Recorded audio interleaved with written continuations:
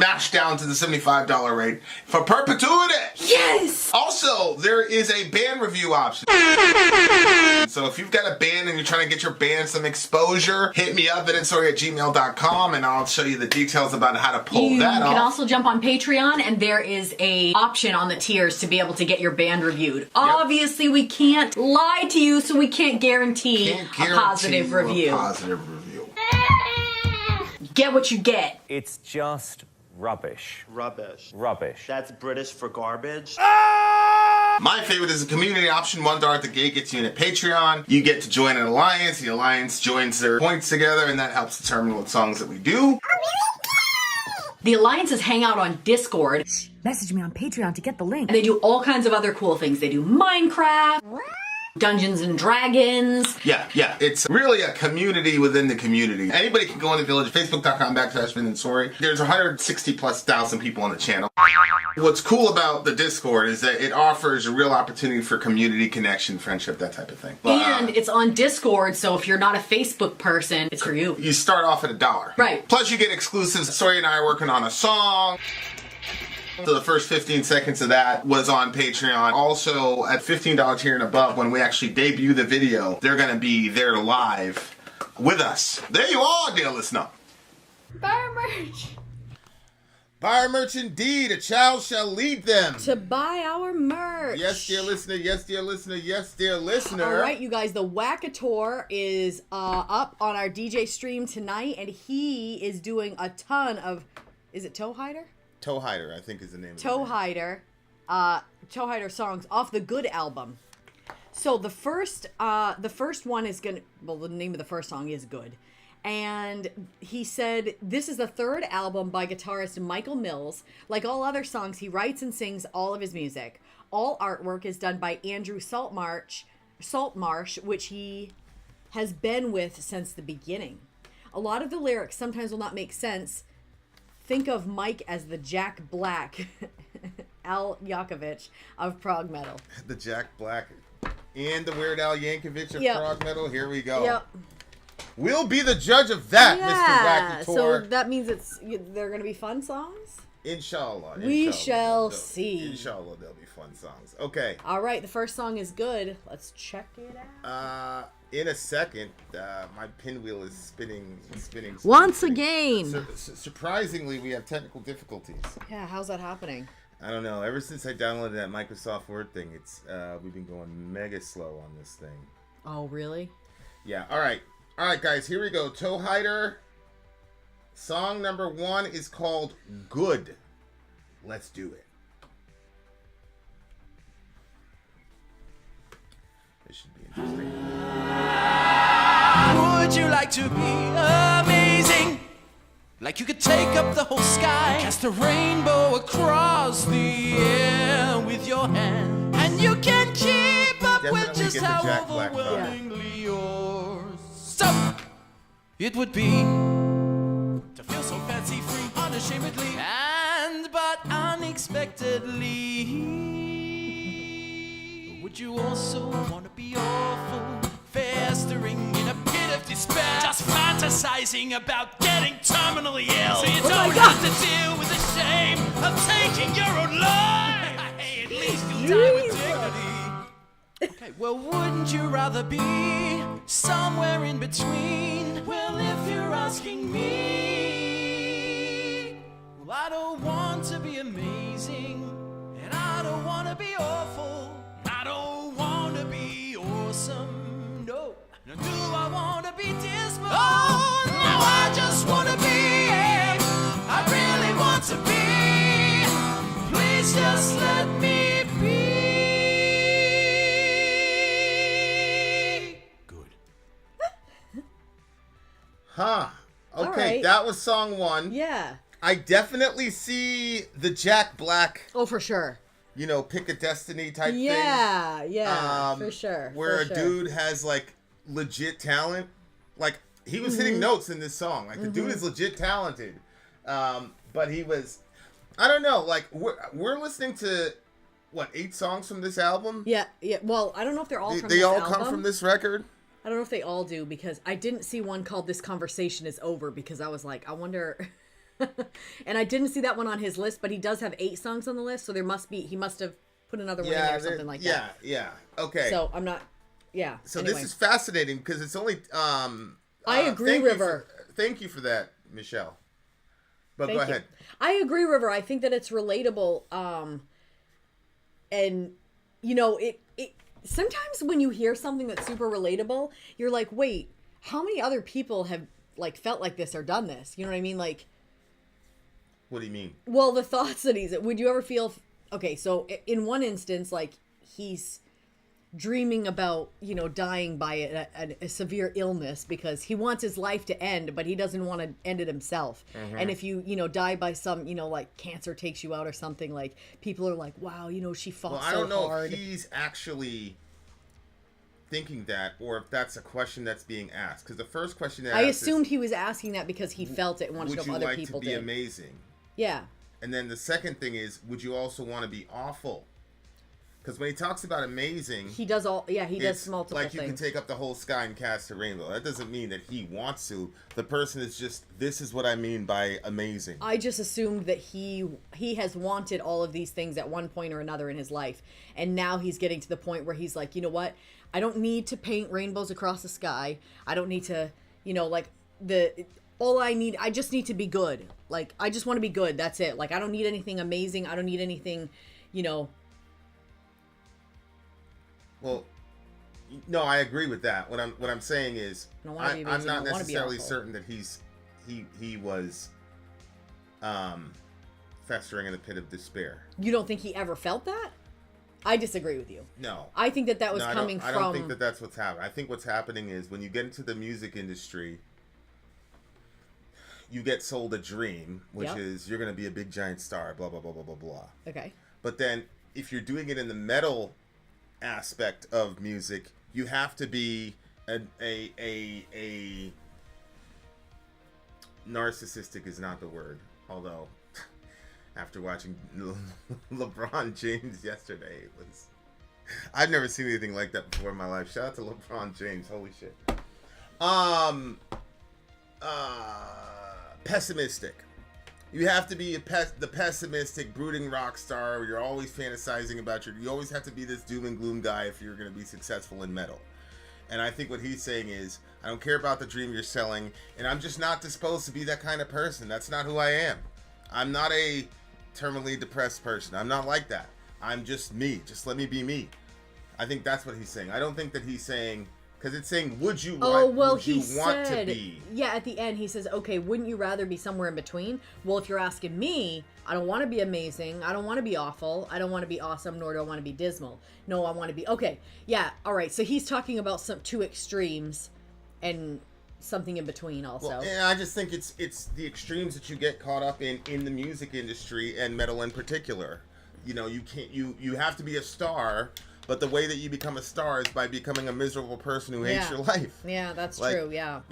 You don't make it big by being a happy rock star most of the time. Most of the time, they got to put on that kind of, I'm depressed, I'm sad. But what if the person is like making really good music and not depressed and sad? Is there a space for them in our community? You know what I'm saying? It's a good question. His previous band was emo punk, and they didn't like the humor in the songs. Exactly, right? So emo, you know, remember that thing when all the kids are like putting the hair over their eye? Yeah. Like I remember that. Yeah. Sailor went through a little emo phase or whatever. Like, but it's like, we're supposed to be miserable, so why are you putting humor in the music? And look, if I was in a band with this guy, I'd have done the exact same thing. Like at the time, you know what I'm saying? Like music is about misery. It's about releasing that shit. It's about, you know, the cathartic aspect of it. Mm-hmm. But what if you're a humorous person and you want to express that? Yeah. You know, there is a sort of pain in like not being accepted for who you are because you're not a depressed person in a depressed context. Like everybody can't be depressed all the freaking time. Yeah. Like you got to have some happiness and joy. Can you check on the thing? What am I checking on? Our channel.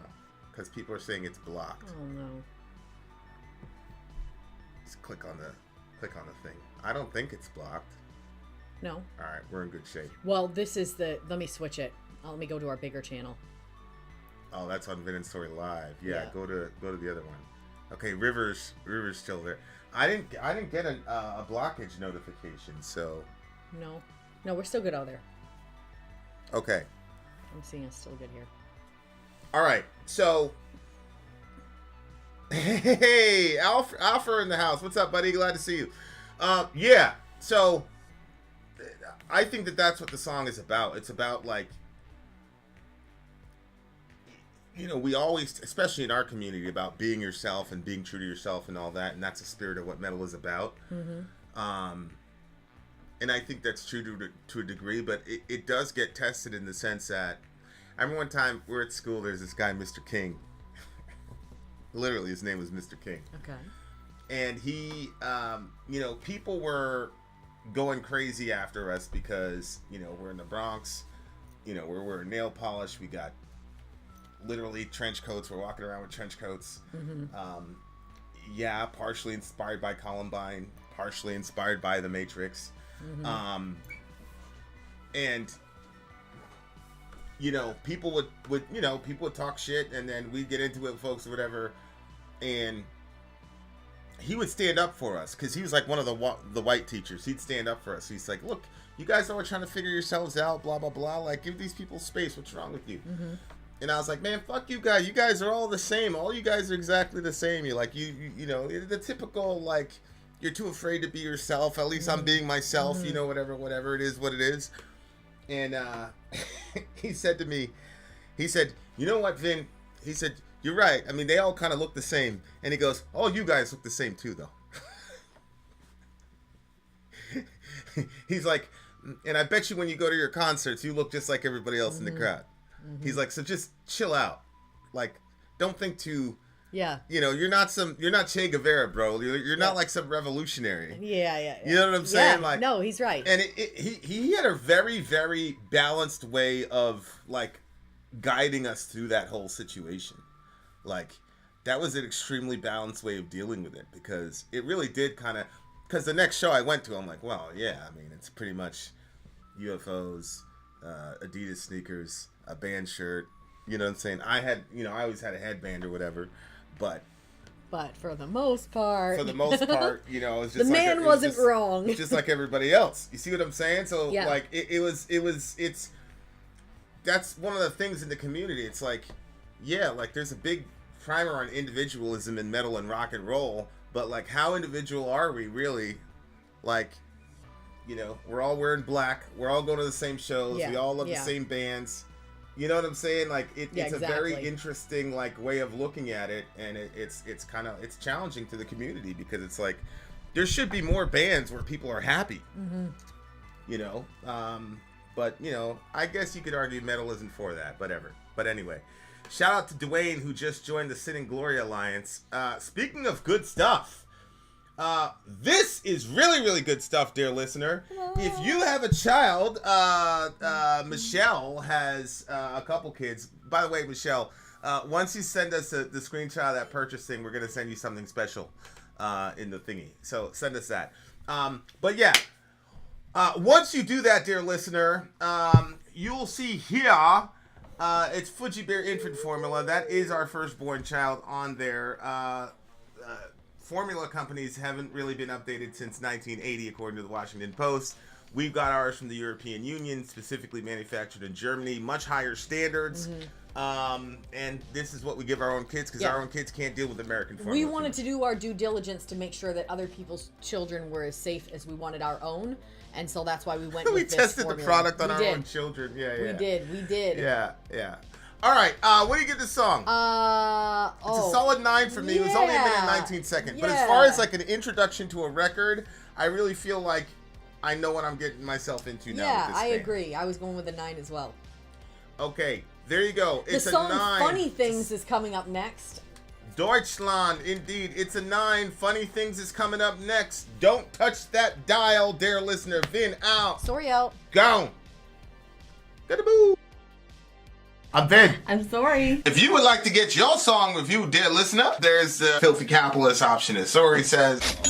$125 gets you straight to the head of the line. You don't have to be a part of the alliance. You don't have to be part of the group. Wait a minute. And the biggest thing is you don't have to wait. You hop, skip, and jump right in front of everybody. $125 gets you there. You do that 3 times, and you get mashed down to the $75 rate for perpetuity. Yes! Also, there is a band review option. So if you've got a band and you're trying to get your band some exposure, hit me up at insori@gmail.com, and I'll show you the details about how to pull that off. You can also jump on Patreon, and there is a option on the tiers to be able to get your band reviewed. Obviously, we can't lie to you, so we can't guarantee a positive review.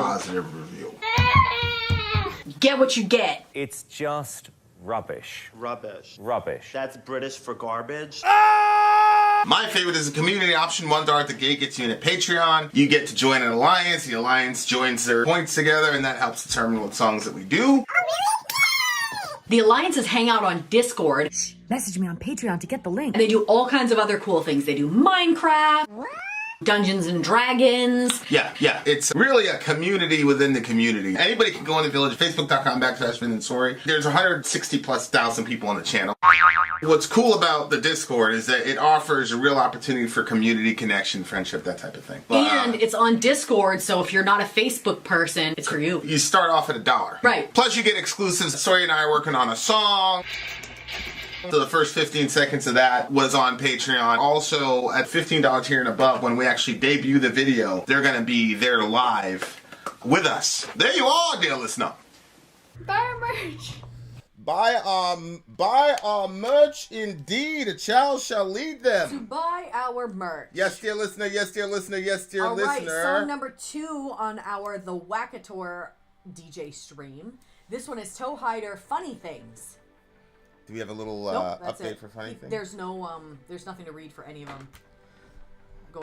Going forward. Look at yourself, Ya Rasulullah. You're like halfway out of the thing. Yeah, that's A really million close. times, please. I didn't realize how close it was. Please move the thing. Please move closer. Literally went the other direction. That's good. That's decent. That's decent. All right, here we go. God, this thing is running so freaking slow. It's killing me right now.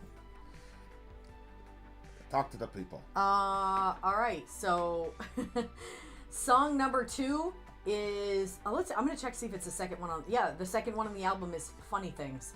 So, we'll decide whether or not we think it's funny or whatever. If we think what is funnier. Well, the name of the song is called Funny Things, and we'll decide if we think it's funny or not. Funny. Well, we're doing all songs with this band, right? All from this band, yes. Okay.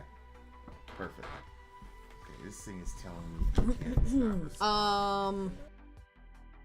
Vinny's gonna figure out some techie issue that we have, and then we will be right back. No, I'm not gonna figure it out. I've already got it figured out. Okay. Hopefully. I'm not sure why my comment section is so... Update is killing me. All right, here we go. Slow. Funny things. Let's do it. Here we go.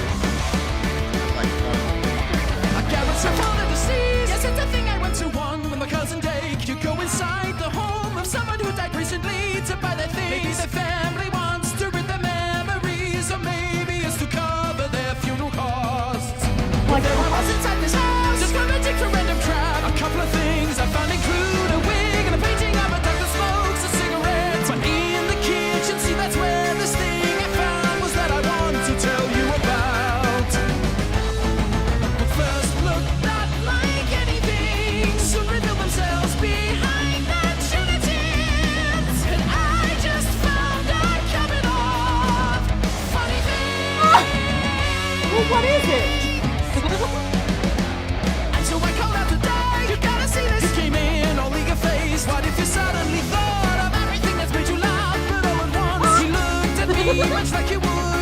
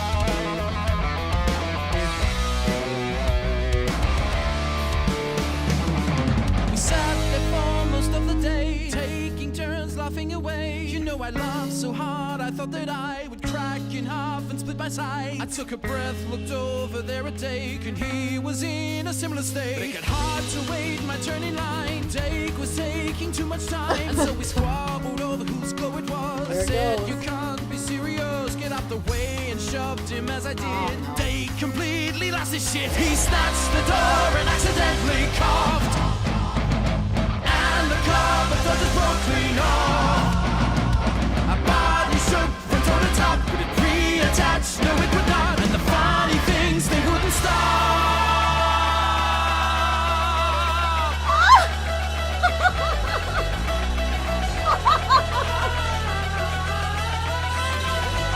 Musical representation of incessant, relentless, funny thoughts.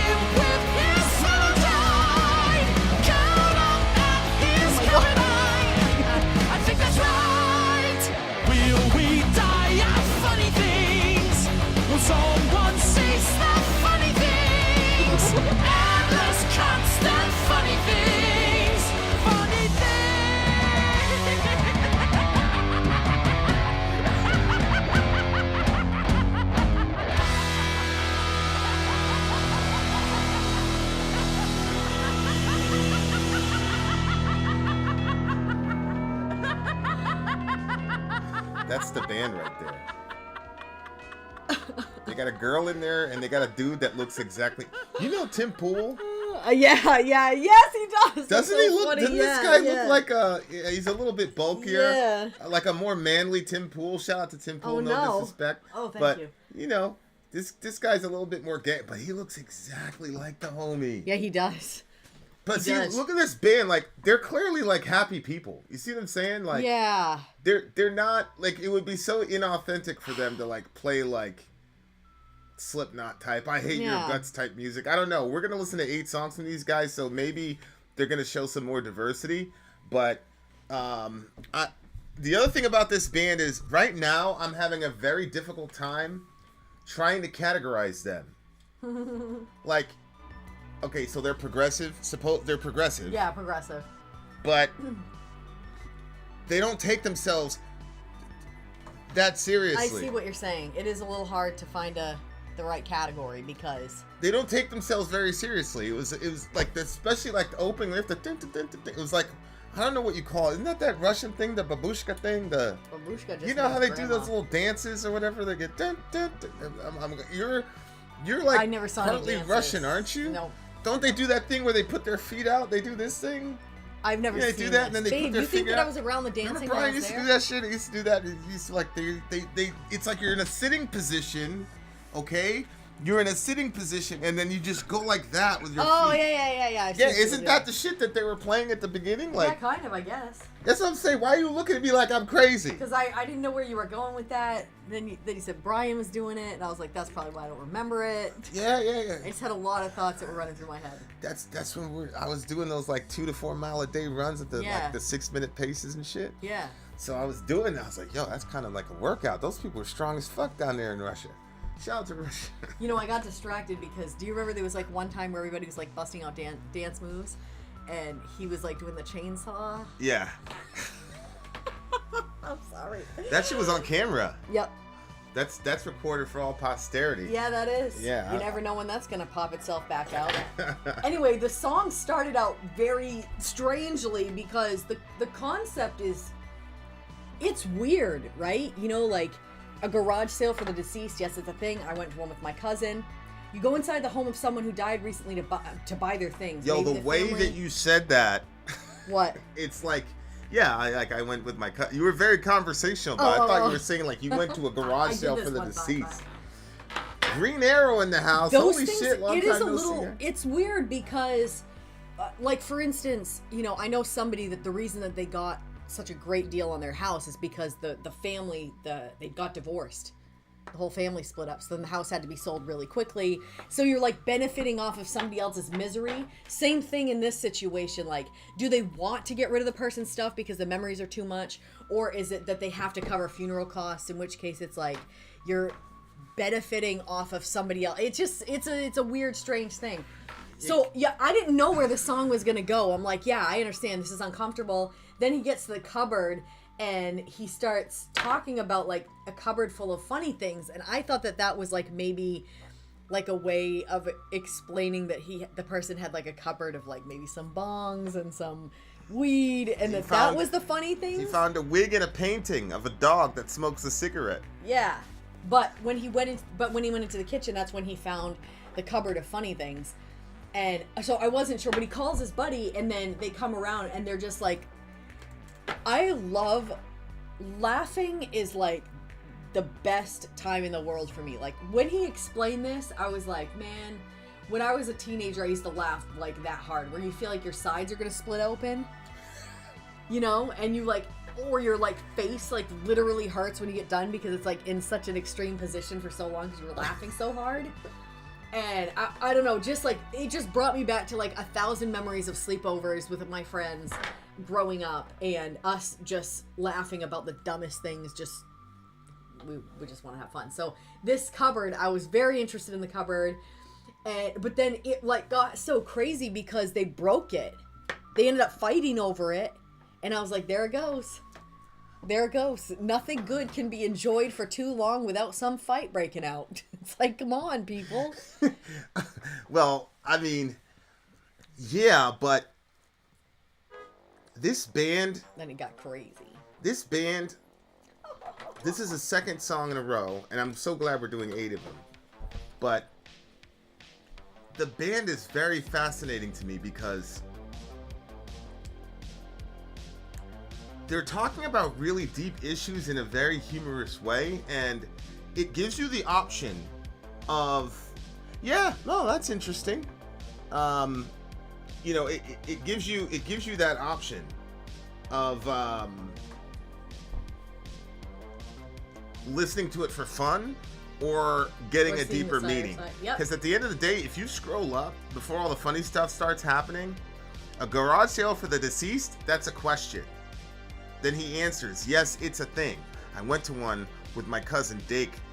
You go inside the home of someone who died recently to buy their things. Maybe the family wants to rid the memories, or maybe it's to cover funeral costs. So that line right there is huge. Yeah.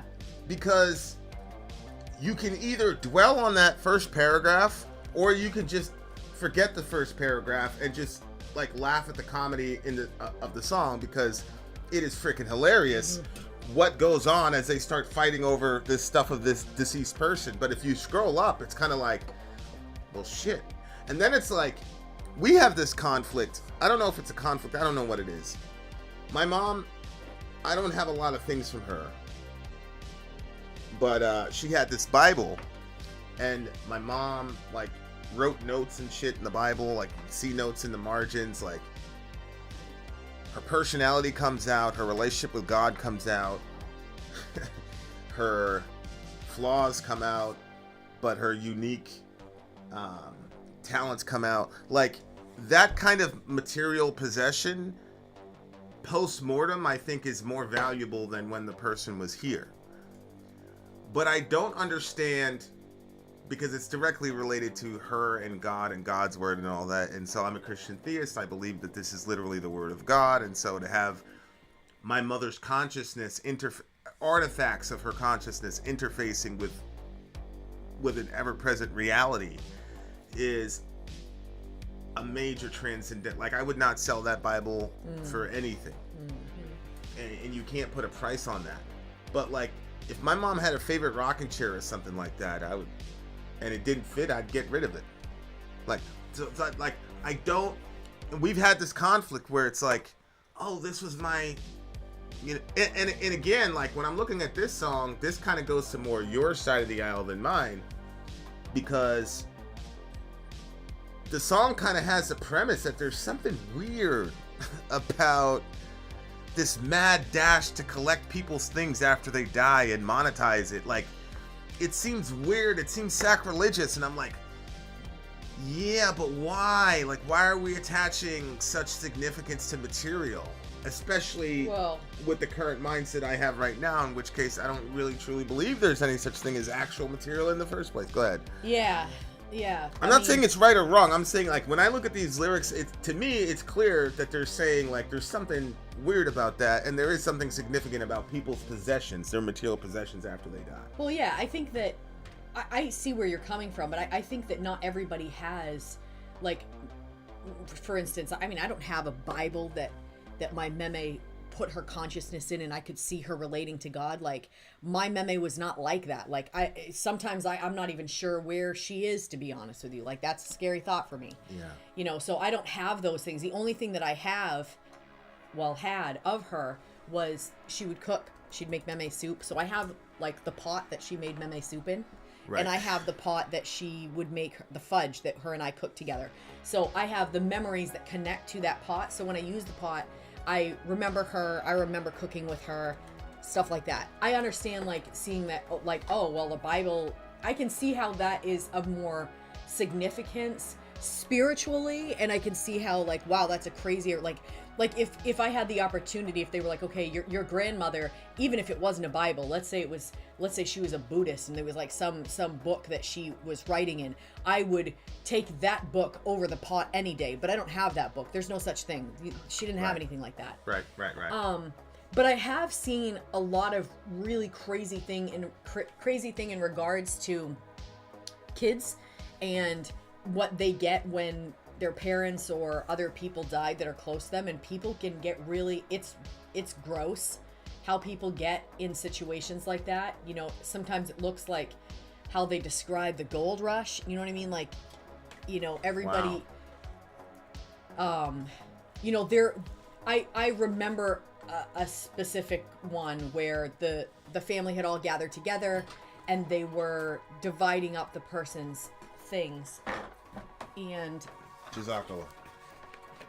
they were dividing up the person's things, and people that were like, okay, so for instance, like, if all of your mother's stuff, well, let's use something else. Let's say it was all of your grandmother's stuff. I don't know who your grandmother was. I never met her. Sure. But all her stuff is out there. So if your sister saw a necklace that was in that stuff, like, and she remembers your grandmother wearing it, well, just because we're next up on the list to be able to pick something from the room, like, I think it should default to her. Like, she has the memories with that and stuff, but people don't do that. Like, if sometimes, like, the way that this family did it is everybody, basically it was like a Yankee swap. Like, everybody picked a name and you got to go up when it was your turn, and then everybody just kept rotating around until all the stuff was gone. I saw another time where a sister, her sister had died in the hospital. Jeez. And she went home, took her key, and went into her sister's place and rummaged through all of her clothes to pick all the stuff that she wanted to keep out of it. That shit is weird, man. That's what I'm saying. Yeah, it's just like, that's the balance. Like, that's the balance when. I guess it makes me feel like you cared more about this. Like, the people were, like, the people were not like a relationship to you, but they were. Like, what do you call that? Where they were a resource, and now that they passed away, the only thing left of their resources is their stuff, which you promptly went and took. Well, that's what happened when Vaughn died. All of his boys went in and went through all his shit, took all his chains, all that shit. Yeah. You know what I'm saying? Like, that's very uncomfortable to me. Like, I remember as a kid and seeing stuff like that in shows, and I was like, if my parents pass anything on to us, I never want to fight over it. It's funny because it's like, on the one hand, I'm like, it's just material, like, who cares? But on the other hand, I look at those people like, yo, there's something wrong with those guys. But I'm saying it's just material, who cares?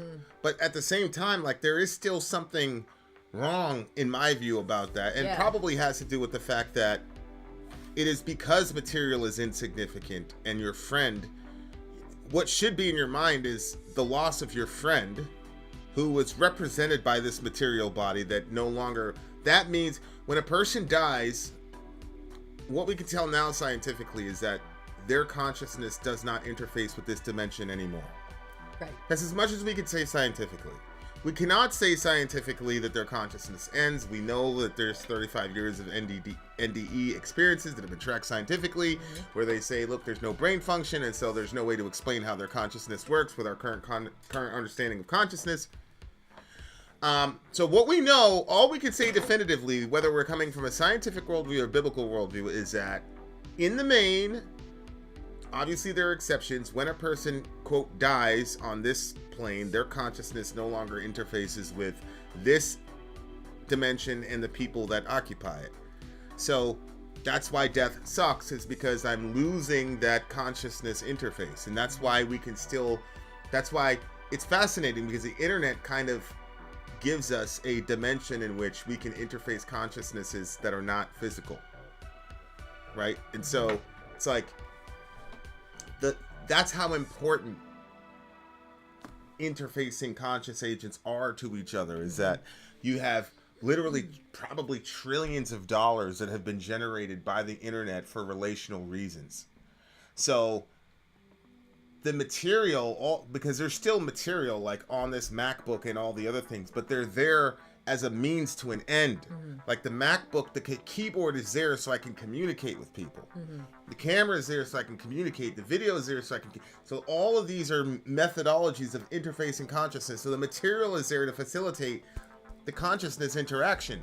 So when the consciousness goes and all that's left is people hoarding over material, that's where I'm like, the whole thing is inside out. But again, this is a fairly deep conversation, but the song is very tongue-in-cheek and very fun, and I'm not sure if this dude saw the review that he'd be like, well, that's great that you got all that out of that. I wasn't going anywhere with it. I was just telling you this funny story about this, us fighting over these artifacts of this person's life. God, Vin, you're making it so serious. Right? It's true, yeah. Like, shit.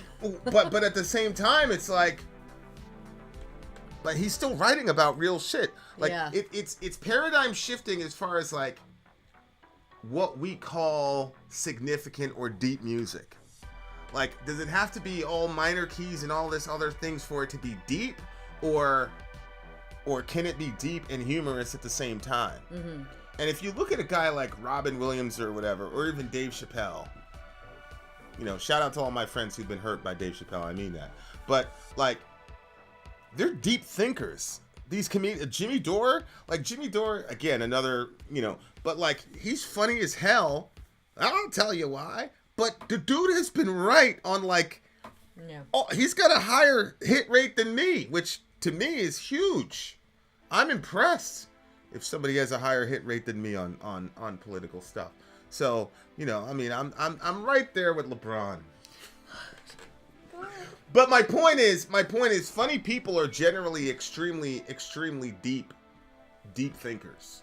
And so, you know, maybe he just meant it to be funny, but this guy, he's brilliant.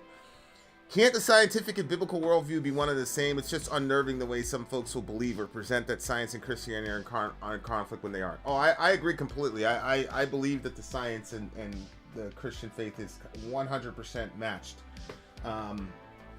I'm just saying there's a lot of other people that don't, and I generally, I'll say, whether you want to be a secularist or a biblical worldview, I just do that because most people think that there's a gap, and if I don't do that, I'm going to have to spend 85 minutes, you know, mounting an apology for why I don't believe there's a gap, and, you know, whatever. So I just put those two categories because that's basically the worldviews that our crew generally falls into. It's either secularist, science-first mindset or a biblical, you know, whatever.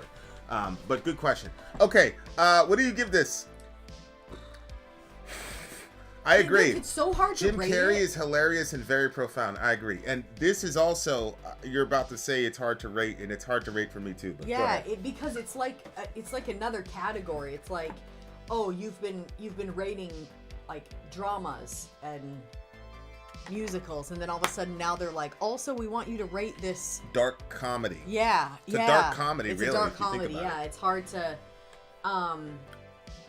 because it's almost like essentially like I can't compare it to the other things and kind of get a rating off that, because it's pretty unique. I do think that it fits into the. Man, I guess I'm gonna give it a. No, I'm gonna give this one a 9.3. I really liked it. I liked the concept, and I also like attention being drawn to the fact that we can have something good and we could enjoy it, but because we get greedy, whether it's you want to be the one laughing the most, or you want to be with the one with the most stuff, or you want to like we can end up stomping all other people on top of other people, or ruining the fun that we could have. Oftentimes we see that with kids. They destroy the actual fun that they were having because they had to fight over the one toy. Like, everything was going good. And you know there was 2 balls, a red one and a green one. Yep. Why did everybody have to have the red one? So what did you actually give it? I give it a 9.3. Yeah, it's a little low. I already said. But. I'm going to give this one... Yeah, this is such a hard band to rate. I'm struggling with this all day. I liked where the song was going, and, you know, what we pulled out of it as well. I'm going to give this a 9.3 as well. Shout out to the Tin Pool Band. This band, I am very, very happy. Like, I'm very happy we're going to listen to 8 songs by this same band. Because I'm really going to feel like we're really going to be... We did this happened one time with the Beatles. We had like an 8-song like Beatles thing where we really got to see... And that was the one where I was like, okay, I understand the hype about the band. Like, I don't... Like, not at the Dwayne level. Yeah. But like, there were a couple... The thing about the Beatles, like, every single song was like a hit. And granted, they were curated, but at the same time, it was like we listened to like a span of like 15 years in their in their catalog. Yeah. And like they had like a generational song on all the records. I was like, what the fuck? This shit is crazy. Okay. I mean, The Thing With Me, that's the name of the next song. Oh. We'll be right back. The Thing With Me is next. We will be right back. Vin out. Sorry, out. Gone. Commercial break, we'll be right back. I'm Vin. I'm sorry. If you would like to get your song reviewed, dear listener, there's the Filthy Capitalist option. As Sori says, $125 gets you straight to the head of the line. You don't have to be a part of the alliance. You don't have to be part of the group. Wait a minute. And the biggest thing is you don't have to wait. You hop, skip, and jump right in front of everybody. $125 gets you there. You do that 3 times, and you get mashed down to the $75 rate for perpetuity. Yes! Also, there is a band review option. So if you've got a band and you're trying to get your band some exposure, hit me up at insori@gmail.com, and I'll show you the details about how to pull that off. You can also jump on Patreon, and there is a option on the tiers to be able to get your band reviewed. Obviously, we can't lie to you, so we can't guarantee a positive review. Get what you get. It's just rubbish. Rubbish. Rubbish. That's British for garbage. My favorite is the community option. $1 at the gate gets you in at Patreon. You get to join an alliance. The alliance joins their points together, and that helps determine what songs that we do. The alliances hang out on Discord. Message me on Patreon to get the link. And they do all kinds of other cool things. They do Minecraft, Dungeons and Dragons. Yeah. It's really a community within the community. Anybody can go in the village, facebook.com/Vin and Sori. There's 160,000+ people on the channel. What's cool about the Discord is that it offers a real opportunity for community connection, friendship, that type of thing. And it's on Discord, so if you're not a Facebook person, it's for you. You start off at $1. Right. Plus you get exclusives. Sori and I are working on a song. So the first 15 seconds of that was on Patreon. Also, at $15 here and above, when we actually debut the video, they're going to be there live with us. There you are, dear listener. Buy our merch. Buy our merch indeed. Buy our merch indeed. A child shall lead them. To buy our merch, Toehider stream going on. The Thing With Me is what's up next. Shout out to the big homie, Thewackytor, one of our faithful patrons for quite some time, has thrown together a Toehider stream for us where we're going to get to review 8 songs in a row by the same band, so we can really get a feel for them. So far, we've been enjoying what we've been hearing. This song is called "The Thing with Me." Ian, is that the girl that was in China for a little bit? Let me know. Okay, go ahead. I'm sorry. That's it. Yes, Toehider, Michelle, The we Thing did. with Me. We did get the screenshot. We'll be talking about that soon. Go ahead. Toehider, "The Thing with Me." The Thing with Me, Toehider. Okay, let's check it out, guys. Funny things, we already did that one. The Thing with Me. Oh, see, this is on a different record, you can tell. Yeah. Yeah. All right, guys. The Thing with Me, Toehider. You got those? Okay, you got those lyrics. Good. All right, we're in good shape. The thing with me, aside from struggling. Okay. Hold on. Starts out fast. I The paused Thing it. with me. That's the thing. I'm telling you, though, the dude can actually sing, though. Yeah. Not that I'm the musical connoisseur. Well, I kind of am the musical connoisseur. I mean, that's kind of what we do. I was just gonna let you go with it. I'm like, okay, Individual. I'm not gonna argue this. The thing with me, aside from struggling to get to sleep, is that this doesn't come that easily. Despite the past and all the history, I struggle with the continuity, or I lack a certain sense of subtlety. I like to finish last, I kinda change the past. Oh yes, and see the thing with me, is that I often think I'm in too deep, compulsively and yes, obsessively. Maintain this down to lack of scenery, or maybe just because I'm lazy, content with an absence of bravery. The medicine of art is knowing when to stop and knowing how to start.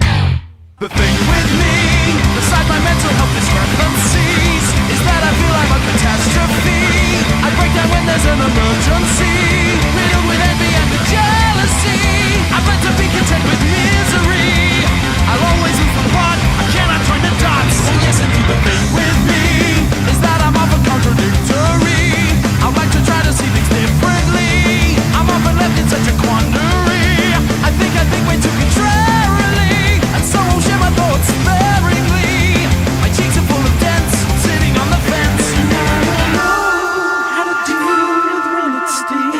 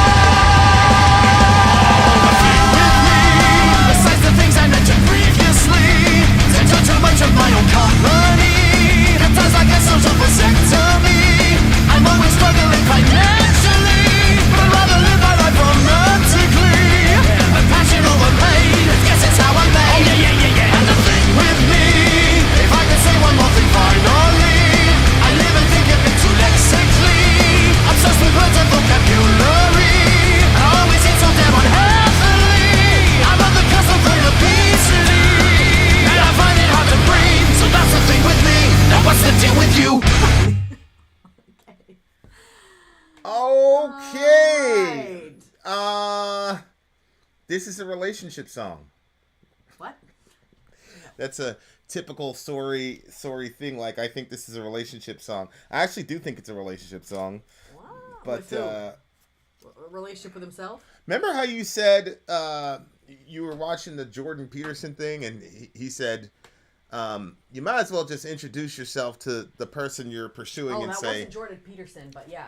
or whoever, where are you messed up? Right, yeah. Like, to come into the relationship assuming that the person has a problem somewhere, and then you just negotiate within yourself whether or not those are the pathologies he was talking about the that you want to pitfalls deal with. of romanticism, and so he was saying, like, that's what people need to do when they first meet each other. Just basically say, look, I know you're fucked up. You know I'm fucked up. We know that. Yeah, let's not hide it's up just our, a matter let's of not where. hide our fuckery. Like, let's just come keep right out and talk drifting about on it. this side instead of What do you mean? I'm in. centralizing, like, You you're know, so supposed to. it's you know, saying how you really are, saying what your issues really are, and then deciding whether or not you can make those issues work. You know, I mean, if you're a raging alcoholic and you're with someone that likes to drink every single night, and you've been trying, you know, like, that might not work very well for you. You know. Well, the thing with me, aside from struggling to get to like he, again, he's saying a lot. I'm starting to figure this guy out a little bit. He's saying a lot of significant shit. Maybe he's too insecure to communicate. Because that's the other thing with funny people, is that they'll make a joke out of shit that's not really that funny. Well, But it's a defense mechanism. yeah, exactly. See what I'm saying? Yeah. So, like, maybe he's found humor as a means of communicating his angst. Yeah, I think so. He said Instead of you know, initially I'm sure a lot of psychobabalians would be like, that's unhealthy. You need to be raw about your emotions. And, you know, I suppose there's some wisdom there, but I'm not sure that this guy's dealing with it in an unhealthy way, because no, I don't think he's so. able to still look himself in the mirror. Like, he admits he has insomnia issues. Yeah. He admits that he's not good with money. He admits that he's insecure about the dents on his face. He's insecure about his inability to manage money well. He's obviously insecure about his weight. He feels that he's about to be obese. So, like, he's still putting it out there and still acknowledging it. Like, he's not laughing and saying it's not really there.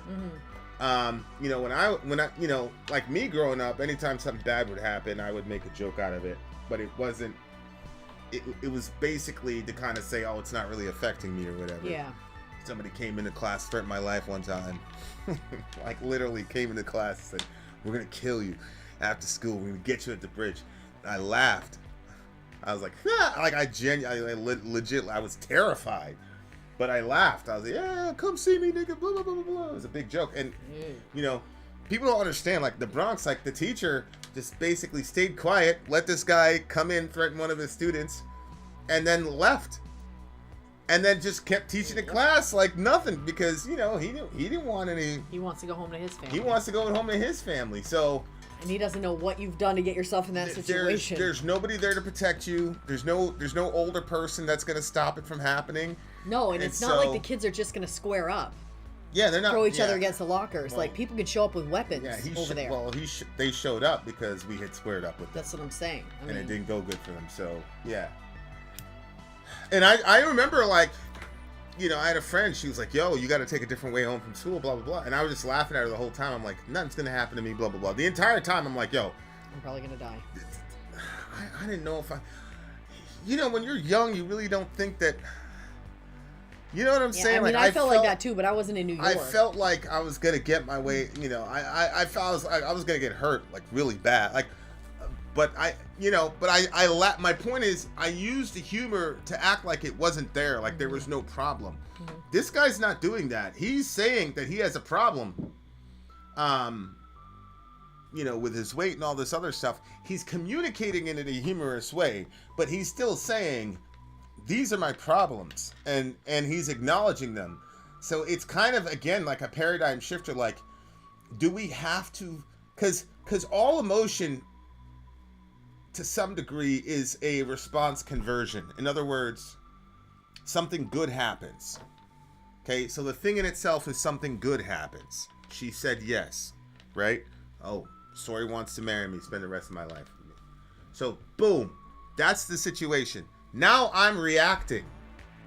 So what I do is I take that good moment, and now I'm converting it into smiling, happiness, maybe crying, but I'm allowing that event to carry my emotions in a certain way, right?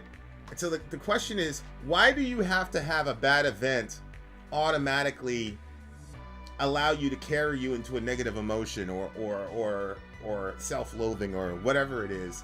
Can't you convert that bad moment or bad event into something else like humor while simultaneously acknowledging it? I think it's fascinating. And I'm not sure if it's something where, people say laughter is the best medicine. But I think if you can master still acknowledging the truth of what is wrong with you, but at the same time finding a way to be humorous about it. And I think one of the ways that he's able to do that so successfully is the very last line of the song. The very last line of the song is, and I find it hard to breathe. So that's the thing with me. Now, what's the deal with you? Is this guy knows that, yeah, I'm putting all my pathologies on the table here, but whether or not you do the same, I know you have them. Because that's the assumption of the song. Yeah. What's the deal with you? You obviously have something that's, so what is, like, I think people that have that assumption about everybody are it's easier for them to then catalog their flaws. It's easier for them to understand that they're flawed and they're not perfect people because they're able to, you see what I'm saying? So I don't know. I think if you, it was just a very, very good song, and it's something where I'm like, damn, like, if everybody could be that free about it, we'd have a lot less mental health issues, I think. Oh, 100%. What are you thinking, though? Well, I mean, I like people that. And this guy's that married. do this. He's married with 2 kids. I like people that do this. There used to be a guy in college with me, and he was like this. Like everything was like a joke. I did always wonder like where he was at, because it is a bit hard to tell. It's kind of like, oh my god, like I'm having a complete brain freeze. The guy that does the voice of Aladdin, not on Aladdin, but the genie. Robin Williams, yeah. Like, you see comedians and stuff, and like Robin Williams was always one that like confused me, because he was making a joke, but his eyes looked so sad that I was like, are they doing this in the movie? Like, is he, like, are they trying to... It was so, like, unbelievably obvious to me. It was, I think it was in Mrs. Doubtfire. It was Mrs. Doubtfire. Like, there was so many times where his eyes just looked so sad, even though he was making jokes. And, so I think that, like, when somebody does that, like, it may be a little bit harder to tell where they are, because, like, I never knew really where my friend was at, because everything was just a joke. And if he was having a hard time, he'd be joking. And if he was having a good time, he'd be joking. So you couldn't really tell. Yeah, but was he, like, admitting, like, this is a hard time, and this is hard for me? Or was it... That's what I'm saying. That's what I'm saying. You couldn't tell. If the person doesn't come out and say... then you can't necessarily tell when they're like a completely laughing and joking person all the time. Mm-hmm. He does say, I don't know how to deal with feeling sad, and I think that I'm well and truly mad. So he's like, I have a problem. I'm well, but I'm also truly mad. But he says, like, sadness is an emotion that he doesn't know how to necessarily deal with, and so he kind of makes it all about joking and stuff. But there's that little movie that the kids watch. It's about their emotions and stuff. And Inside Out? Yeah, Inside Out. And like, when you're watching that, it's all the emotions are split into different characters, and happiness always wants to take over when anything's going on, because happiness believes that is the superior emotion. By the end of the little movie, they realize that actually sorrow was really helpful, because sorrow is what would bring, when she cried and she showed that emotion and that vulnerability, it brought her family around her. So I think that sometimes, like a person that's in a laughing situation. That was such a good movie, that movie, Inside Out. Yeah. It really was. Yeah. It really was. Like when you see that, you're like, oh, okay, like sadness is an important one, especially if you have supportive people around. Like you don't necessarily show a lot of sad, like you convert yours, you don't convert yours to happy, you convert it to other things. But like when you show you're sad, like it certainly like initiates a different response with me when I see, oh my gosh, he's sad. Like, you know, and I think it would be the same with this guy. Like if he shows that he's sad because he's always converting it to happy, laughy, jokey, that if he actually was sad, like, you know, I'm sure that some people would feel extremely uncomfortable, would actually move away from him. But I think that there are probably, you know, hopefully people within his circle that are like, if they saw him sad, they'd be like, oh, he's in married trouble. with 2 kids, so. Yeah, I'd assume that his wife, if he expresses the sad, like even though he's saying, I don't really know how to deal with it, because the way that he always dealt with sad was to make it happy and laugh about it. Or not necessarily happy, but make it a joke. But you know, I don't know, like I'm kind of intrigued by this idea that he's cognizant of the fact that he has a hard time dealing with these things. But what an interesting way to put it out there, like and like the way that he did some of his rhyming, like wait, right here, or maybe it's just because I'm lazy, but the way that he did it was like so funny to me. But yeah. Content with the absence of bravery. Yeah, he's just like, yeah, he's just like, hey man, this is where I'm at, you know, like it was just very honest. And you know, like my brother, you know, his acting, these are the kind of songs that my brother's acting troupe, they would sing, because they did musicals all the time, things like that. Yep. And when you were introducing characters, the character would do this kind of thing, this kind of monologue, this kind of way. It was kind of like a Broadway something you'd hear on Broadway of a character who's like introducing himself. And this is kind of, it's basically, it's like a Shakespeare, like a soliloquy. A soliloquy is basically like, you know, to be or not to be, that's the question, whether it's nobler in the mind to blah, blah, blah, blah, blah, right? Like, so he's just talking to himself and you're kind of, you know, eavesdropping in on him. Yeah. But what happens in musical is that happens, but they put it to music. And so, like, if you listen to, like, an Andrew Lloyd Webber soliloquy or whatever, like, it sounds like this.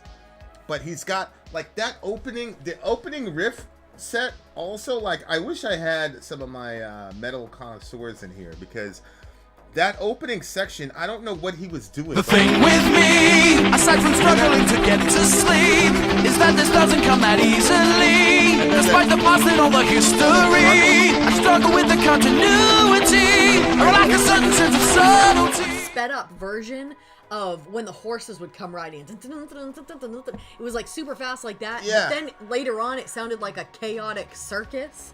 Yeah, like, I don't know what they were, there were a couple times when I couldn't identify what they were doing. Like, I'd never heard that before. Yeah. So, if somebody wants to tell me that really that's just a delay on the guitar, but yeah, like, what method is he using? Is he palm muting and tremoloing at the same time? Is that how he's getting, because you can get that galloping sound like, dun, dun, dun, dun, dun, dun, dun, dun, dun, you know, like we were doing Four Horsemen. So I guess it's like that, but I've just never heard that effect like that. Like they've got a couple things where I'm like, what the hell is this guy doing? Really, really talented guy. This is a 9.4 for me. Yeah, I think I'm gonna have to go with that as well.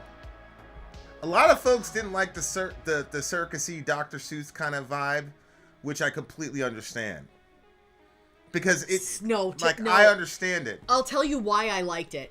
Because, okay, if of the two of us, I am more inclined to make a joke out of if I'm not feeling like a good way. Yeah, you are. Than you are. You are, so for sure. There are some times where I'll be like joking, and I'm joking so much that I feel, you know, I tell you guys I hate that conveyor belt feel. I feel like I'm on a conveyor belt and it's pushing me forward to just keep laughing and joking. Jokes? Yeah, and I want to stop because I feel like I'm very sad or I'm very upset, but I'm just blah blah blah blah. And then like sometimes I go away from everybody. Like I go take a shower or I go outside. I go do something else because I need to like friggin' stop. So the sound of the, like, if you've ever been to, like, I'm sure everybody's been to, like, a circus or, like, those different things, like, sometimes those are so chaotic with all the people and all the stuff and everything's fighting for your attention. It's like being down in Times Square.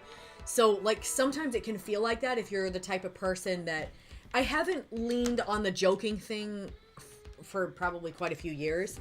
And I think that is probably because like I always feel like that there's like serious stuff that you're working through and thinking through. And so it feels like so like insensitive to be like, ah ha ha ha, let's make some jokes. You know what I mean? Like, and I always have like this horrible memory, like my uncle was dying, like literally he was dying. He had cancer of the pancreas and, oh God. Yeah, it was really bad. Like he was right at the end and everybody was all somber. And I came in and I just like the whole energy of the room was just like a funeral, but the man was still alive. It was like you wanted to escape the feeling. It was really terrible. And so I came in and I was like, hey, and telling funny stories of things that happened with some extra spaz to it to make it a little bit more interesting. And like I remember people like looking at me. I was like, oh, I'm helping the room. And then my uncle was like, hey, how about you take my daughter and you guys go like do something. And I was like, yo, is that? And then later on I found out that everybody was basically like, we got to get Sori the fuck out of here because she's way putting out too much energy here and this is a very somber moment. And I felt really bad about that. I actually would have preferred somebody to say, hey, like this is not the environment for that, rather than to like be like, leave. And find out later. But you were purposely doing it because I was trying to help the room. You were because everybody was so sad and depressed. You were like, I gotta be a pick me up here. This is bad. Yeah, business. It was too heavy. Yeah, but sometimes people like, you know, now that I'm looking at it, I'm like, okay, if you were passing away and some teenager comes in that's related to you, you know what I mean? But they don't feel the weight of it like I'm gonna feel it if you're passing away. And they're like, hee ha ha ha, like all these like, listen to this funny story. And when you're sick and somebody's loud, like you already feel there's like a Bible verse about that. It's like joyous words to a downcast soul is like salt in your water or something. Oh, that's like what that. happened. Yeah, I went around and prompted to put salt in everybody's water. Somebody should have told me though. I was young. Yeah, I mean, yeah, no, I found out after the fact. So anyway, so I always kind of feel like I'm like in one of those situations where I'm like, okay, should I, like, I feel a little jokey, but at the same time you're working through stuff and you're, you know what I'm saying? Like, yeah, no, I completely understand that. I understand. But sometimes, like, I'll be like, you know, maybe I have a little bit of mics or whatever, and then I'll be like a little bit more laughy or jokey. And you seem like pretty okay with it, even if you were previously sad. For the most part, you're okay with when I do that. So yeah, I just understand, like, just because you're upset, you know what I'm saying, doesn't mean that everybody around you has to be at a funeral now, like. So, yeah, the balance though is hard to navigate because it's like, okay, so how much do you sit at the funeral with the person, or how much do you say, okay? Yeah, no, 100%, 100%. No, and that's really impossible to know. Like, you have to know those people, but the thing is, like, I feel like that would not happen with our family because we're so open. Like, they didn't have to be that much arithmetic, like. You know, I would just look over and say, because we know it'd be Johan. Just say, look, buddy, I know you're trying to help, man, but can you just chill the fuck out? Yep. And he, yeah. I'm sorry, he probably knocked something over. Right. Like, you know what I'm saying? And the other thing is, too, is like, I don't know, like, you gotta have something. The first time I really heard about this, the term comic relief. Yep. It was actually Mr. Klein. Shout out to Mr. Klein. He was teaching, Shakespeare and all that. And so he would explain why there would be these random characters that would show up in Shakespeare and then completely be gone from the narrative. Like, for example, when we're watching Macbeth, right before the murders start happening, that drunk guy, and he's all slurring and he's talking about the effects of alcohol on his body and all this, and you never see him again.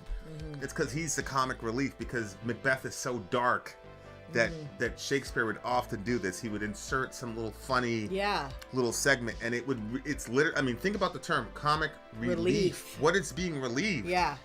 It's the darkness of Macbeth. This guy is stabbing dudes to death. He's killing kids. He's doing all types of shit. It's gonna end bloody. It's gonna end in a Tarantino. So it's like, you gotta have some sort of that comic relief in there. So that's what I'm saying. Like, I don't know where that balance is. You know what I'm saying? Like, I don't know. It depends on the person and the relationships that everybody has with everybody. I mean, I know that, with me, I've always felt like that you struck the balance like so perfectly to know like when to turn it up and when to turn it down, and like you've done so well at that it, you know, I really want to be able to come through with you like you've been able to do that with me, but I feel extremely lost on the topic on how to, you know, deal with people's. I think it's because I would escape that feeling all of my life. Like I don't want to feel sad, and I haven't necessarily been forced to have to like face, you know, the losses. I don't know. I think you do a pretty good job with me. The other thing too is like, even if I react in a way, like if you make a funny and I don't react, it doesn't mean necessarily that you're off. And the other thing too for me is just like, I don't know, man, like being grumpy all the time, even if you're going through a bad situation, you're in a relationship with people. So like, you're grumpy all the time, people can't make any jokes about you, that's selfish. Like I understand people go through things, and a lot of this shit is, you can't control it if you've got a chemical imbalance and you're not getting the amount of serotonin, blah blah blah, we all know. But simultaneous to that though, it's like, yo, nobody, what if a person's just naturally, you know, Johan, unless he's in a mood, he's just naturally disposed to laughter and breaking shit in a good, you know, or like he plays Fortnite. This is something like I was thinking about last night, it kills me. Like we play Fortnite and it's like, he's not doing it exactly perfectly, you know. Like some people's disposition are just so it's like they got to be on eggshells around you because you're mopey. Well, why does your mopey emotion get precedence over his happy emotion? Right, yeah. Like, I thought to myself, it's just very complicated. Like, yeah, sometimes I think having different goals when you're playing, like, okay, this time the goal is to win. This time the goal is like, let's. I'm just saying for you fun. though, like if you're around a person who's like upset or depressed, like. Especially like me, I wouldn't want you. I would want you to be completely yourself, even if. But this is a hurdle you and I run into. Is like if I don't react well to something you do, that means it's off the table. Whereas to me, it's not. Yeah. You know what I'm saying? Like to me, it's like, well, you know, I don't believe that in relationships it's a good relationship if you have to constantly change who you are as a person. Like obviously, the relationship is gonna change who you are, like naturally.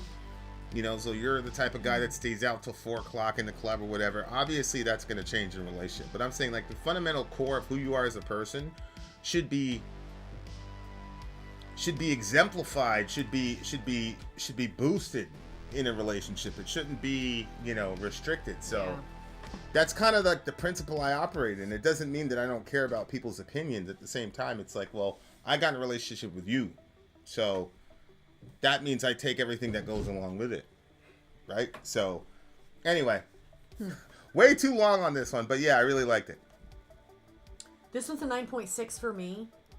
I really like this one, and I think that it was relatable for me. Really deep song in a lot of different ways if you let it. Holy shit, this band is such an interesting band. We will see you on the other side of the break. Vin out. Sorry out. Go. Wait, what did you rate it? 9.5. Oh, okay. I'm Vin. I'm sorry. If you would like to get your song reviewed, dear listener, there's the Filthy Capitalist option. As Sori says, $125 gets you straight to the head of the line. You don't have to be a part of the alliance. You don't have to be part of the group. Wait a minute. And the biggest thing is you don't have to wait. You hop, skip, and jump right in front of everybody. $125 gets you there. You do that 3 times, and then get mashed down to the $75 rate for perpetuity. Yes! Also, there is a band review option. So if you've got a band and you're trying to get your band some exposure, hit me up at insori@gmail.com, and I'll show you the details about how to pull that off. You can also jump on Patreon, and there is a option on the tiers to be able to get your band reviewed. Yep. Obviously, we can't lie to you, so we can't guarantee a positive review. Get what you get. It's just rubbish. Rubbish. Rubbish. That's British for garbage. My favorite is a community option. $1 at the gate gets you in at Patreon. You get to join an alliance. The alliance joins their points together, and that helps determine what songs that we do. The alliances hang out on Discord. Message me on Patreon to get the link. And they do all kinds of other cool things. They do Minecraft. What? Dungeons and Dragons. Yeah. It's really a community within the community. Anybody can go in the village, facebook.com/Vin and Sori. There's 160,000+ people on the channel. What's cool about the Discord is that it offers a real opportunity for community connection, friendship, that type of thing. And it's on Discord, so if you're not a Facebook person, it's for you. You start off at $1. Right. Plus you get exclusives. Sori and I are working on a song. So the first 15 seconds of that was on Patreon. Also, at $15 tier and above, when we actually debut the video, they're going to be there live with us. There you are, dear listener. Buy our merch. Buy our merch indeed. A child shall lead them to buy our merch. Yes, dear listener. Yes, dear listener. Yes, dear listener. We are in the midst of the most interesting band of 2023 thus far. You guys are going to say, Vin, it's a couple days into February, so how is that significant? Dear listener, we have listened to over 3,000 bands. I'm sitting here looking for my headphones. They're like literally on my head. We have listened to 3,000 bands, dear listener. So if I say this is the most unique band of 2023 so far, then what I say goes. It's as simple as that. Hey! Middle Earth is here. What's up, Middle? I just always feel better when I see Middle Earth in here. I'm gonna indulge in a Bahama Mama. Oh gosh, here we go. Vinny purchased for me. There we go. Orange and pineapple flavors. I'll let you know. It's probably gonna be gross, but maybe not. Orange and pineapple flavored. Okay. Okay, so the next song is Millions of Musketeers on our Toehider stream. Shout out to the Thewackytor who's brought Thewackytor. the Thewackytor. Let me fix this properly because you keep The Thewackytor who has brought us this stream. I would be curious to meet you in person. Huh, that is interesting. You don't say that a lot. Yeah. You don't say that a lot, huh? Yeah, but any of the people that like this kind of like funnier sort of side of things, I just those are your people. I need more of those people in my life. Yeah. I need more. You know what? See, Johan is very therapeutic. God knows, when I get God away knows with Johan, you can't have too many of me's. all these people that like, oh, it'd be cool to live around Vin, be friends with Vin, blah blah blah. Nope, it's just pain and suffering. It's not all pain and suffering. You can ask Seven Dusted. It's all pain and suffering. But there is some moodiness involved, and I do remember that was said in the past, and I was like so offended when somebody said that you were a bit moody, and now I'm like, well. I don't know why you'd be offended by that. Because I didn't think you were. Was it the person who said it that made you offended? Well, I would have been offended with anybody saying it because I completely disagreed with you being a moody person.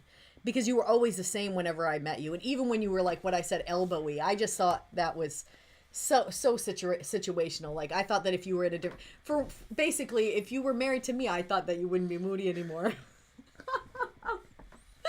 I was wrong. You and LeBron James, I swear to God. Yeah, just put some more glory coming out of my head.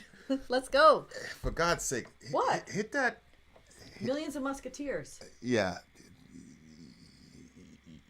Your face is killing me. Look, like, it's so annoying to me right now. There's no way to back his way out of that one. All right, here we go. The way to do that is just to go Millions of Musketeers by Toehider. Face is killing me. By Toehider, dear listener. Let's do it, huh? Shall we? Sure. Where is it? Here it comes. Did it stop? Yep. What have you done? Why does it do that? What have you I'm having done? the worst day of all time on this Yeah. freaking thing. Yeah, I know. Let's try this again. But you know what? It's Millions of endearing. Musketeers. It's just, this is... Here we go.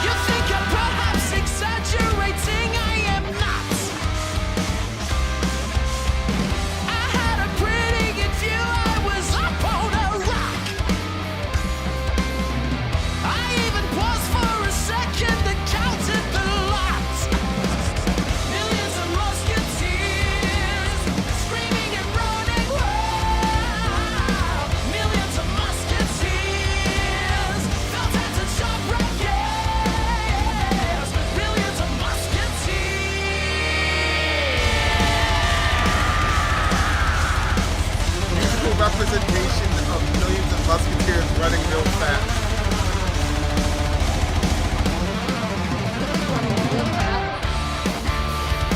Woo!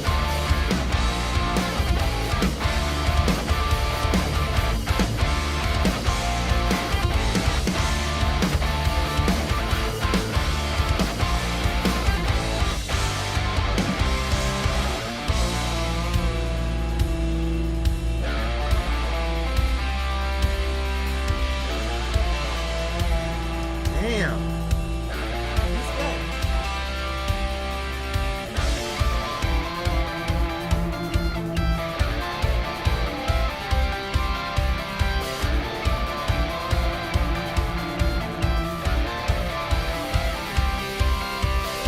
Well, I gave up. I can't outrun a musketeer mob. I put my hands up and just close my eyes. And they freeze right. Yeah, you had right. They weren't out in the field to get me. They just keep screaming even though they were noise. They sing fine. So yeah, take note if you sleep in peculiar places. You might get woke up by this odd sound and sight. But you'll be alright, just those guys. Millions of musketeers screaming and running wild. Millions of musketeers felt at the sharp rock, yes.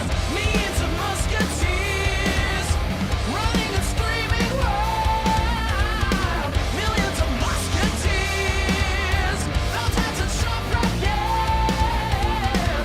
Millions of musketeers getting out of musket inside.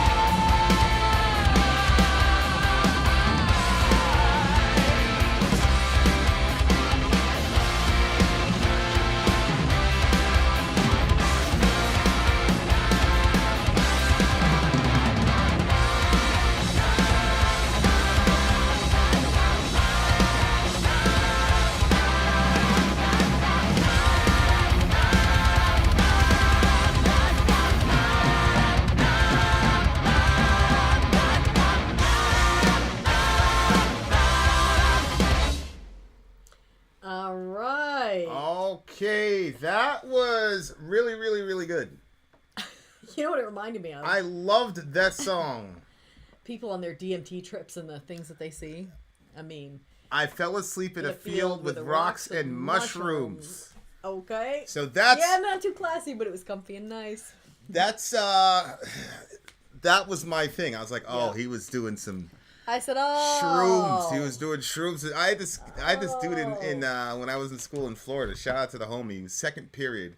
I was in He was doing shrooms at school? Southwest Junior High School. Okay, 7th grade. God. Shout out to Kevin. Kevin was, first of all, he's a drug dealer, but he was like a suburban. You know, like the Botwin one, the one that you watched, Weeds or whatever. He was that kind of a drug dealer. He wasn't like a, you know, but he believed in it. What type of I don't know drug how to dealer was explain he? to you, like, well, like weed and things like. He'd always ask me, like, hey, he's like, hey, Vin, because he'd always tap So me in the back. he 'Cause he's believed always in used to that. sit behind me. He'd be like, hey, you want some weed? I'm like, no, I don't want any weed. Kevin, what's wrong with you, nigga? Don't say no, nigga. What's wrong with you? I was like completely in. I was like, hell no, I'm not doing that. I'm like, you're a loser. 100%. I was like, you're a loser. That's what I would've You're been gonna like, too. be a Yeah, loser. you're always Be like gonna be me a and be loser. sober. He's like, man, that shit is boring, bro. I'm not doing that shit. Eventually, like, he tried to get it. He pulled me aside. He's like, yo, I'll give you it for free. Take a hit for free. I'm like, no, I'm not going to ruin my life. Yeah, that's even more of a reason. Your for me life. to I'm like, say your no. life is over pretty much already. Like, Yeah, that's literally what we thought. one day he showed up and he was super fucked up. Like, the boy was super fucked. Like, the teacher was like, yo, do you need to go to the clinic? You know, the Did he little look like he was clinic. having fun, or did it look like he was? It was hard to explain. He was like non-responsive. Like, he wasn't reacting to Yeah. the normal stimuli. Like, Yeah. but he got through the entire class. I said, Kev, like, I said, I told you. I said, this weed, I'm like, look what it's doing to you, man. Look what it's doing. For real? Oh, that's so cute. Aw. He's like, you idiot. He said, you idiot. This is shrooms, he says. This is shrooms. This is not... How old is he? He was my age. God, I would have been terrified. We're junior high school kids. There's no way somebody could have convinced me to do that. And he's like, I said, shrooms. I said, what the hell? I said, what is this? And he told me, he's like, these are... I thought it was code for something else. He's like, no, these are like mushrooms. I'm like, let me guess, they grow from the earth? Because he kept saying the weed. Yeah. He's like, the weed is from the earth. How could it be bad? I'm like, do these shrooms supposedly grow on the earth? He's like, Vincent. But he couldn't speak very well, and he was spitting all over me. He's like, they're fucking mushrooms. I'm like, you've lost it. I took off. I was like, you're not going to fool me with this. Yeah, there's no way you're so... the same thing. There's no way you're this fucked up on mushrooms. Literally... It wasn't until I looked at the Joe Rogan podcast like 3 years ago, and they started talking about DMT and Terrence McKenna and all that shit. It's when poor Kevin was vindicated. Shout out to Kevin. Shout out to Kevin. But we still want to know, is your life ruined? I am sure that he's not like a CEO of a Fortune 500 company. I will say that. I'm not going to say... whether or not his life is destroyed. I'm not going to say that like being a massive weed head, like... you know, like is going to condemn you to a poor, you know, existence, but it's certainly not going to get you. Well, it's certainly not indicative of a person who's going to dominate in the real world. Yeah, that's the thing. Like, you got to ask yourself, it's an indicator of something, is what I'm saying. Yeah, yep. And that sort of, like, chill or whatever, like, you don't want to reduce, especially as a teenager when you're at the beginning of like, what are you going to do for your future? You don't want to chill all of your drive and be like, yo man, it's all right. No, it's not. Like, you have a future, you got to plan for it. So don't spend too much time yo manning it. Like, so this is our assumption that he that he was on shrooms when this situation occurred. Millions of Musketeers running and screaming wild. But you hear felt haps and sharp. You hear when people do these DMT trip reports, they'll talk about the machine elves, or they'll run into like some entity in the sky or whatever, or you know. But these were musketeers that didn't have any muskets. Exactly. You know what I'm saying? Yeah. So it was millions of them. He says, "You think I'm exaggerating? I'm not. I had a pretty good view. I was up on a rock. I even paused for a second and counted the lot. Millions of musketeers running and screaming wild." Like, look at this. The people seeing like elves and stuff on DMT. Yeah. And like that could be like little. You could see somebody describing it as small little musketeers as well with no muskets. Well, that's the thing is we've been listening to this book by Jacques Vallée called Dimensions. Yeah, it's pretty crazy. And in the book, he talks about how elves, all these things that we consider fairy tales. Mm-hmm. When you look at what these people are saying when they're interfacing with these beings, it's pretty crazy. And then you look at what people say who have interfaced with UFOs, and remember, the people who are interfacing UFOs are coming from a modernist context. Mm-hmm. So a modernist and a postmodernist context where certain things are assumed. Right. Fairies aren't real, ghosts aren't real, only the things that are physical or whatever are actually real, right? And so when you have people who are recording, these are the biological effects, these are the psychological effects of this UFO experience, which the U.S. government now has come out and said, well, these experiences are real. We just don't know how to identify them. There's no way we can confirm that they came from Alpha Centauri, yada, yada, yada. So what people are seeing, like when he talks about, I saw them, no, I wasn't exaggerating. It's like we're automatically going to say, oh, well, you were hallucinating. Mm-hmm. And then when we say you're hallucinating, what we're saying is those weren't real. Mm-hmm. Then you ask a person, well, what do you mean by those weren't real? And what they mean by that is, well, they weren't physically there. And there it is. So they're not real because they're not physically there. Then you ask the person, well, does the color red exist? They go, yes, red is a hallucination. Yep. There are no colors there are no colors in the world. So the color red is really just, colors are just codes for us to differentiate objects in this system. So that's what colors are there for. So we evolved to see color because it's a better way to interface in the system. If things are, and we do this in regular life, we color code things all the time, and sometimes, and you know, it's like, for example, traffic. Imagine what would happen to traffic if we did not have that hallucination that color was an actual thing. Right? That'd be a problem. Like, so we've color coded our transportation system. It's fascinating. So, like, nobody would say that red, yellow, whatever, it doesn't exist, even though we know scientifically, well, they don't really exist. Like, the sun really is not yellow. Mm-hmm. Like, but so my point is, these Musketeers taught this guy a lesson. There's a lesson in this song. Well, and that's from the thing, that vantage point, you almost have to like redefine what it means for a thing to be real. You know what I'm saying? Like what does it mean that something is real? And what kind of where I'm going to is like, if it has effects if it has demonstrable experiential effects on the person, then it was real, right? So what he says right here, he makes a point at the end of he says, I gave up. I can't outrun a musketeer mob. I put my hands up and just closed my eyes, and they frickin' ran on by. Yeah, you heard that right. They weren't out in the field to get me. They were just screaming, even though they were nice. Yeah, they seemed fine. So yeah, take note. If you sleep in peculiar places, you might get woken up by this odd sound and sight, but you'll be all right. It's just those guys. Millions of musketeers, not a musket in sight, which is... So they're not going to harm you. They're not going to harm you, which is... It's think about what he's saying. Like, they're musketeers, but they don't have muskets. Okay, that means, you know, a musket is a weapon. Mm-hmm.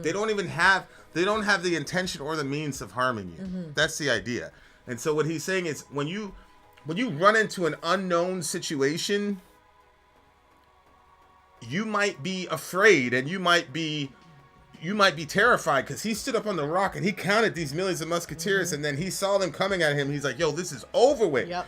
And this is an unfamiliar experience for him. And so there's a lesson in the song, which is to say, just because you're in an unfamiliar, peculiar situation that you've never experienced before, does not mean that it's going to end bad for you. True. It may just be, this is a good situation for you, but you're interpreting it the wrong way because you're making assumptions about what's about to happen to you when those things aren't really going to happen to you. So, again, this is humor, this is comedy, and, you know, like Thewackytor is saying, to me, those types of things are demonic entities. I definitely take the position that these beings that we're calling aliens are actually interdimensional beings. They're not interplanetary beings. Yeah. I think Thewackytor is much closer to the... I agree. I mean, I think they're a combination. I think they're good ones and bad ones. I mean, like, for example, the U.S. military has admitted officially that these machines supposedly were over our nuclear facilities and shut down all of our nuclear capability. That's crazy. And so, I mean, feel how you want to feel about that. But I do think, just like in this realm, there are good people and bad people. There are people that have different loyalties. Like our loyalties to Yahweh and his son, right? Mm-hmm. Other people have different loyalties. Some people are loyal to Odin. Some people are loyal to America. Some people are loyal to themselves, ultimately. Mm-hmm. So if you look at that other world, the interdimensional world, why would it be different? You would have... It's so weird, like, we kind of, like, flatten everything in the spiritual world. Like, with us, there's all this diversity. Yeah. But in the spiritual world, it's like, you're either on this team or you're on that team.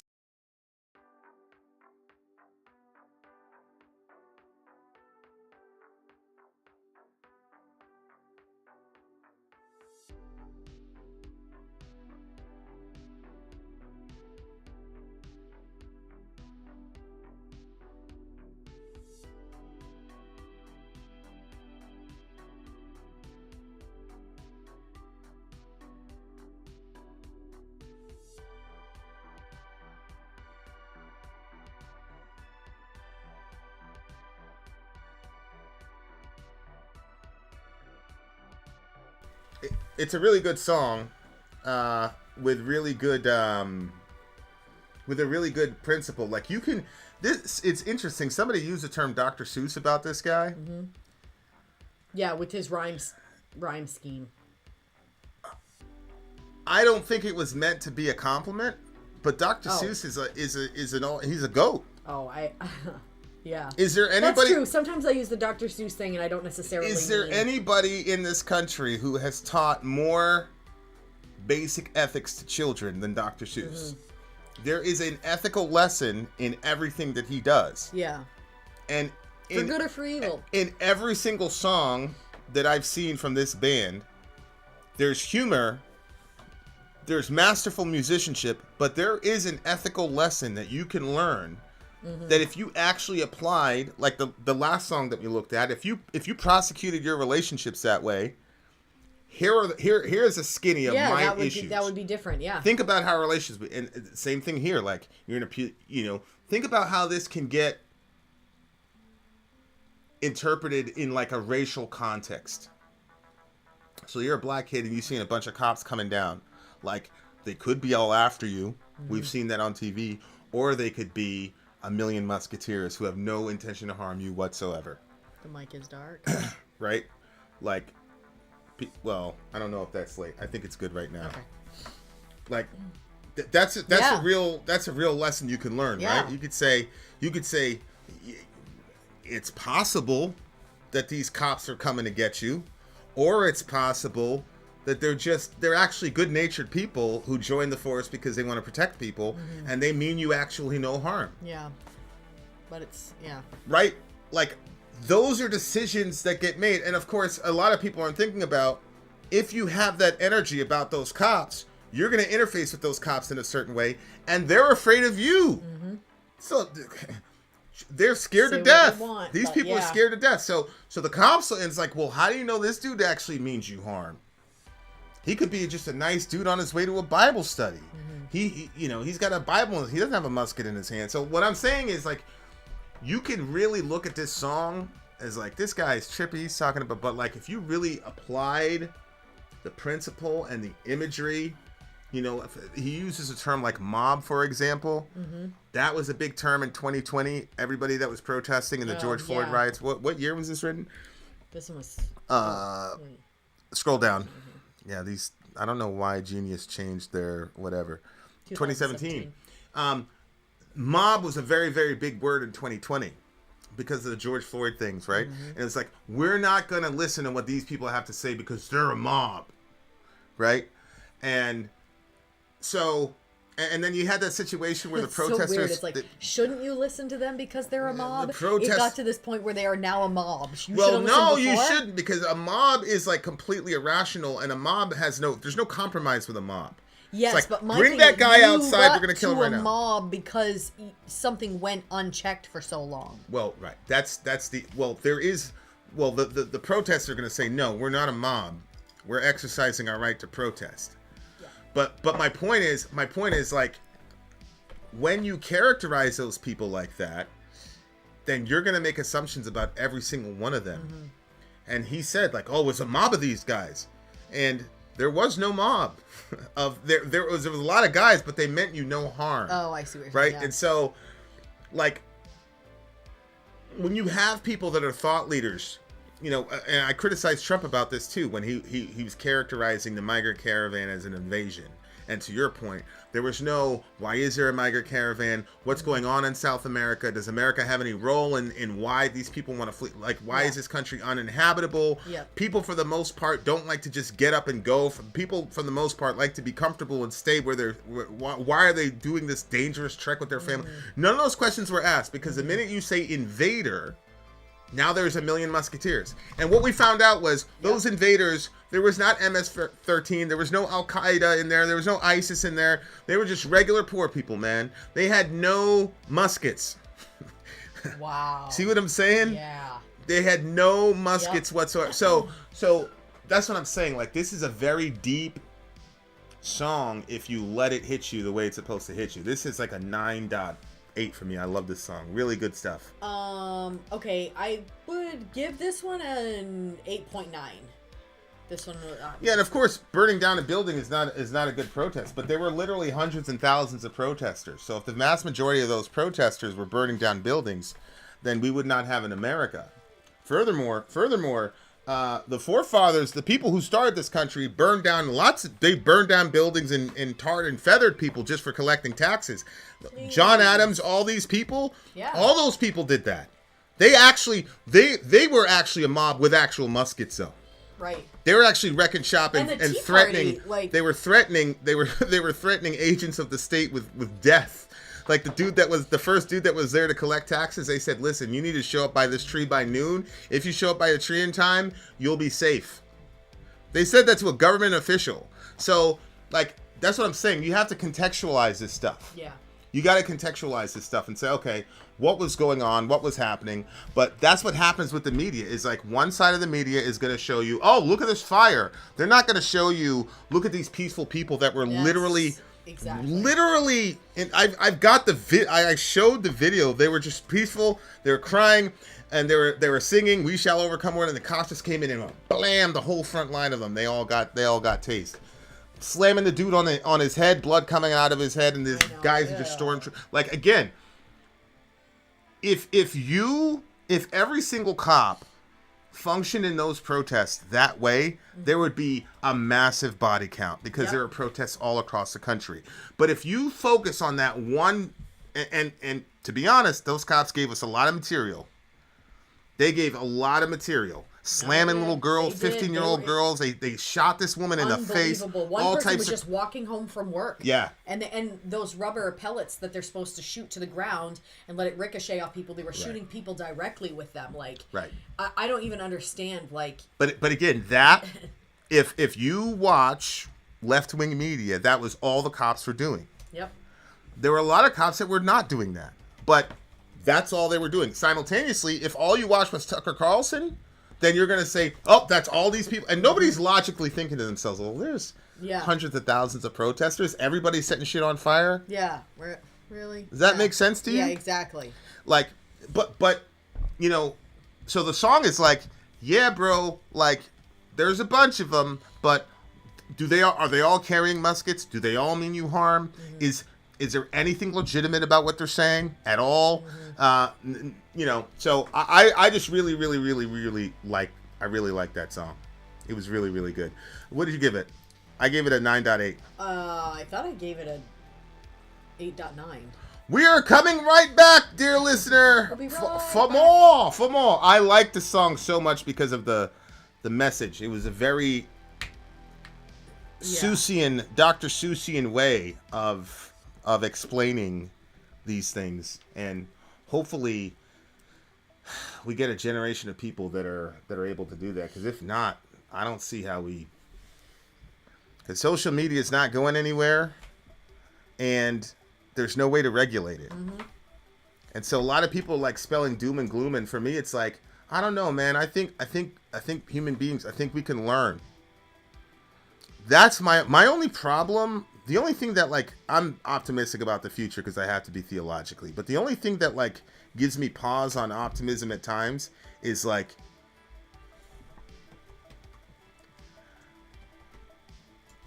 when I see that people don't learn, and when I see that, like, all these things are happening in isolation, and there's not an effort to put it in a historical context. Like, we've seen this before, like. Yep.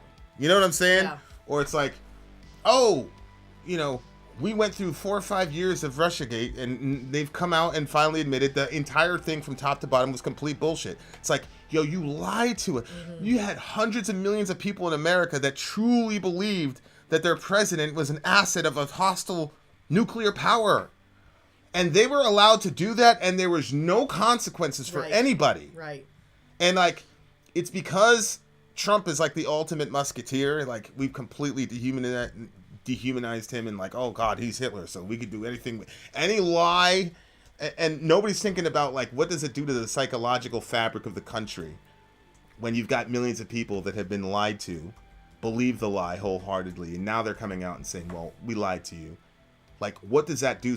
And people wonder, like, oh my God, why are people falling in all these conspiracy theories? Well, That tends to happen when you lie to them, like, to their face over and over again. 100%. Like, yeah. and that's all, it generates all this paranoia, and now we think everybody's got a musket in their hand. Everybody's your enemy. Anybody that's not in your tribe, like, means you harm. It's insane. It's insane now. So, learn the lesson from the song is what I'm saying. Okay. We shall be right back. More songs coming up. Vin out. Sori out. Go.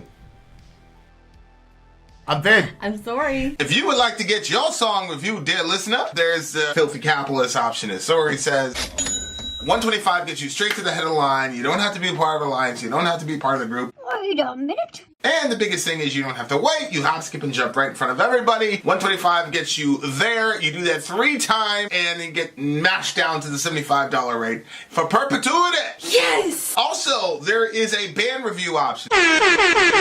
So if you've got a band and you're trying to get your band some exposure, hit me up at insori@gmail.com, and I'll show you the details about how to pull that off. You can also jump on Patreon, and there is a option on the tiers to be able to get your band reviewed. Obviously, we can't lie to you, so we can't guarantee a positive review.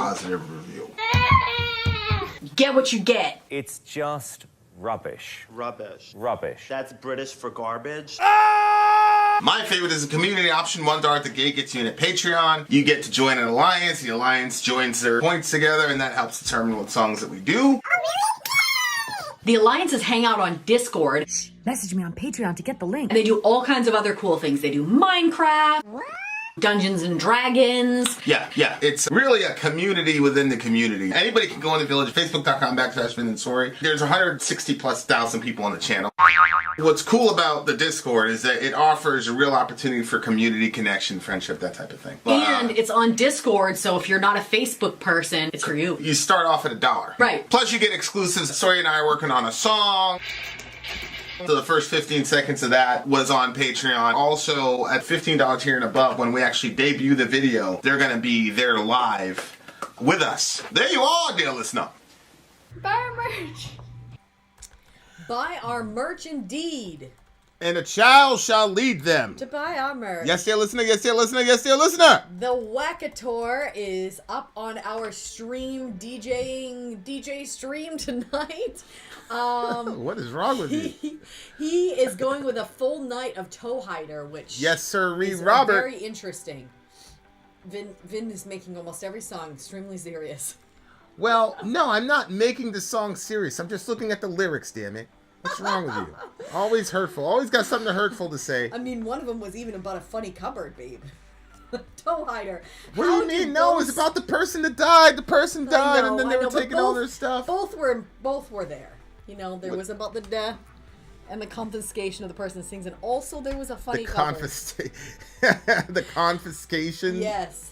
Toehider, How Do Ghosts Work Live. And I don't know if this means it's a live version or if the title is How Do Ghosts Work Live. I'm pretty sure it's How Do Ghosts Work. The live. So the we live must be version. watching a live version. This is downloading, and once it's done downloading, we will be ready to rock and roll. All right. So okay. So what do you think about the band so far?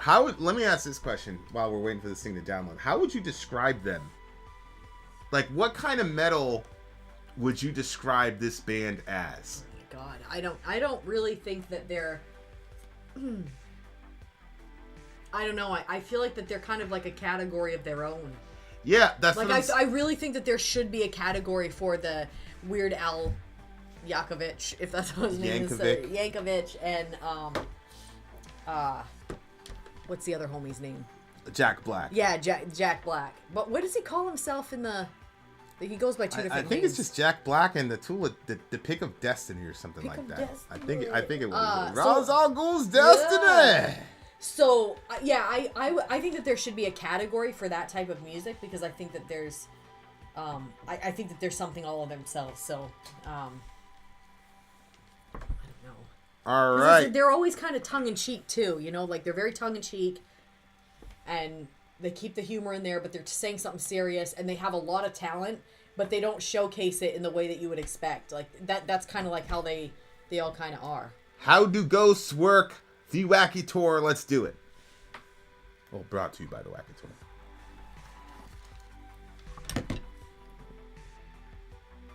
If you would just play. I'm gonna get customer service, ask them why this is doing this. All right, let's try this again. How do ghosts work? Let's go. There we are.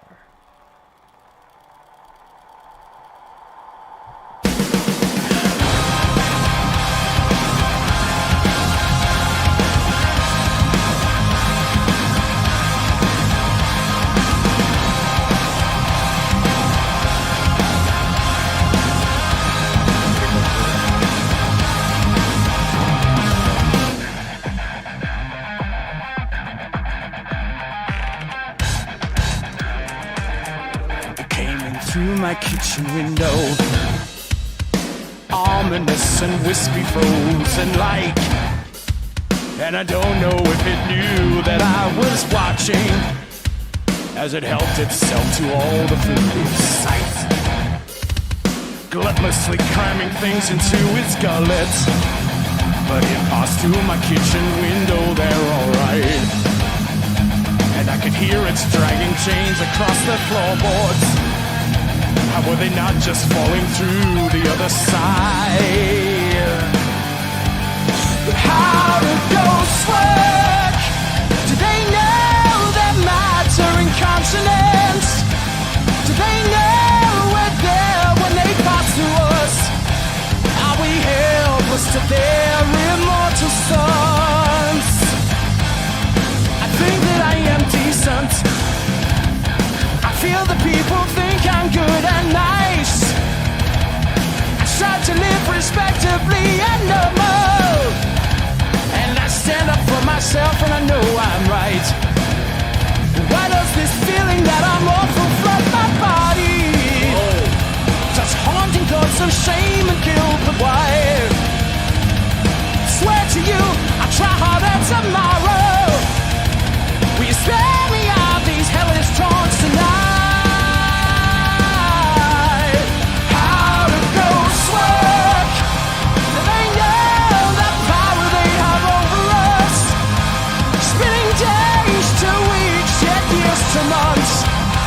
Why bombard us with all these thoughts at once?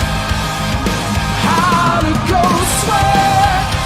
Do they know they lack consistency? Or do they think they're not our enemy? Or do they only go after men like me?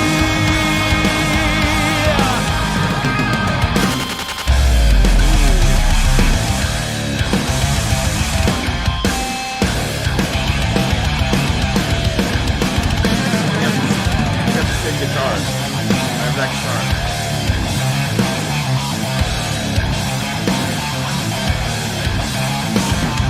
See the bat anyway?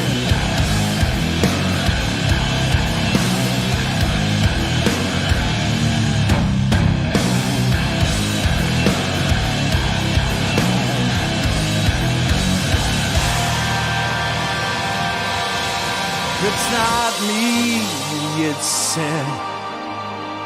You seem quite upset. Just try to forget. Oh, it said I'm not anything. I'm not even here. It's all you in there. It's on you. It's said, it's on you.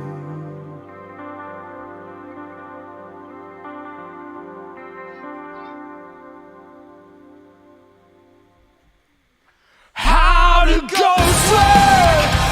Do they know the power they have over us? Spinning days to weeks, yet years to months.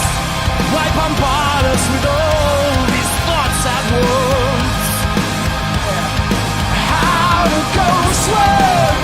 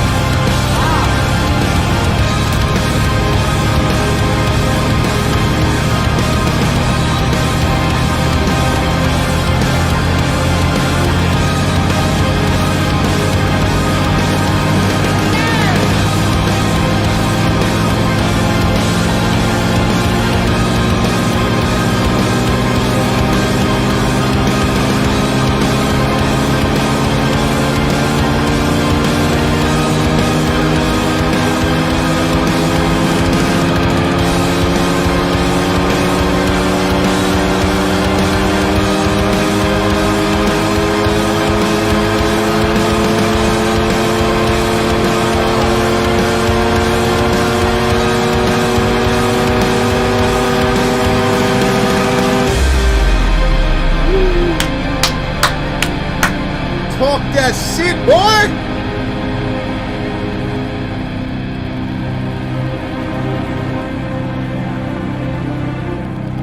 Damn. Wow.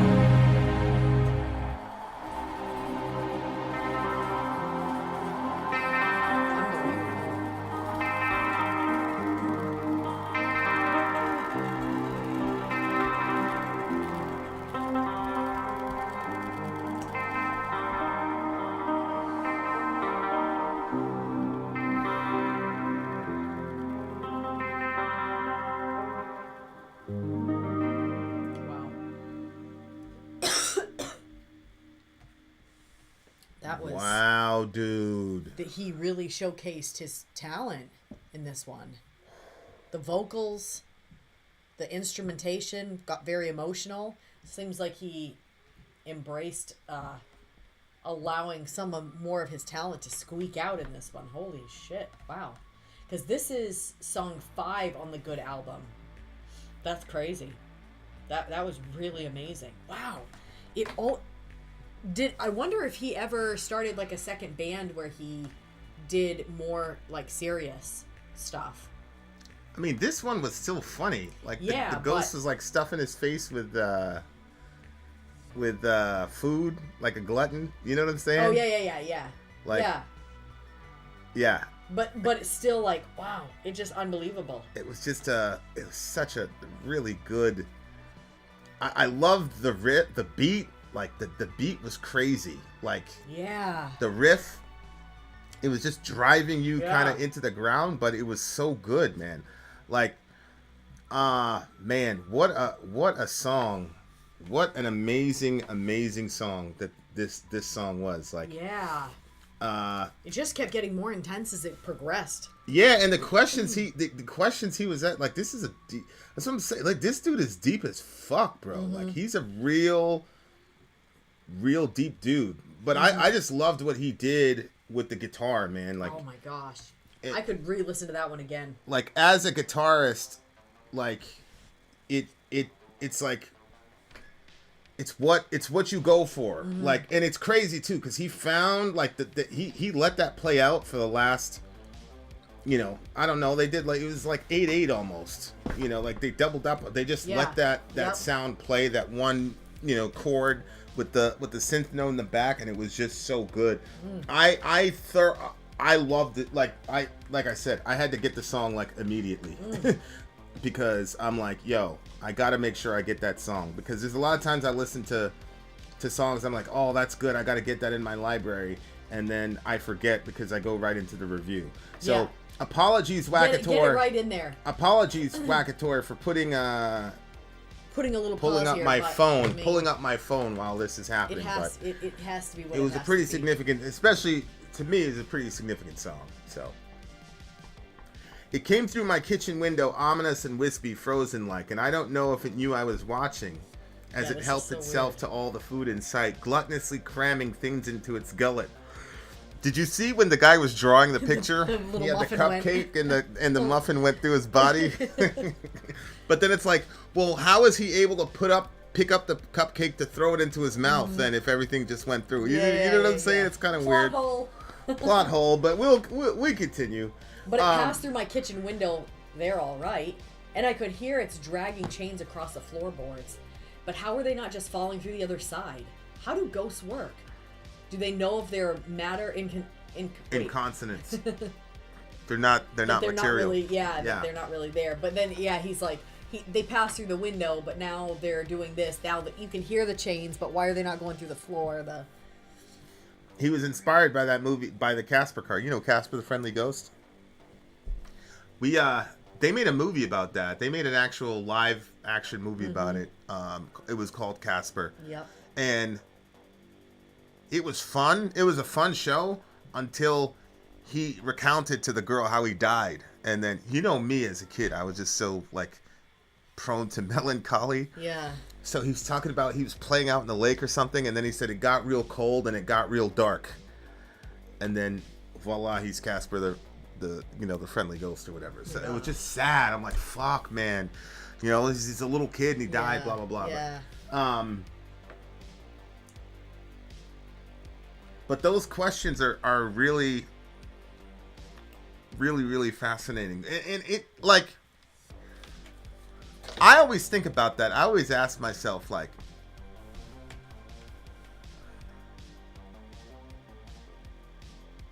do these people know that they're what we would categorize as dead? Do they understand what's happening? And is there just like being born, like you don't really understand what's happening when you're born. You know, it's just a series of events are happening to you. You're seeing and hearing things you've never heard before, but then there's also that familiarity because you've heard your mom before and you're used to your mom's energy, and so presumably you're back onto your mom's body, you know. But you don't really know. I mean, hell, a kid doesn't know that they're born until quite some time, I would assume. It's not instantaneous. I would say by the time they know that they were born, they don't remember what it was like to be born. Right.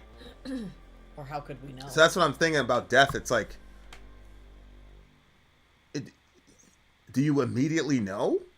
Like, you know what I'm saying? Yeah, because whenever you see it in like shows or whatever, people are always like, "Wait, am I dead? Am I dead?" Yeah. And when they are dead, you know. So it's not usually depicted like you know definitively, but I mean, I always thought that you would know immediately. That there would be something drastically different.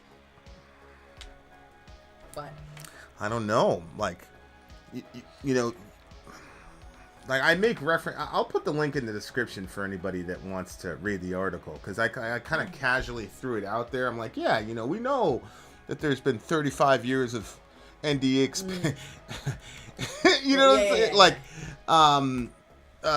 no, most people don't know what the hell I'm talking about. But it's such an interesting topic. Yeah, it's a very fascinating topic because, like I said, the guy ends up basically at the end of it just saying, brain activity cannot explain this. You know what I'm saying? Like, that it doesn't work that way. So it's like, what is going on? Like, yeah, I don't know.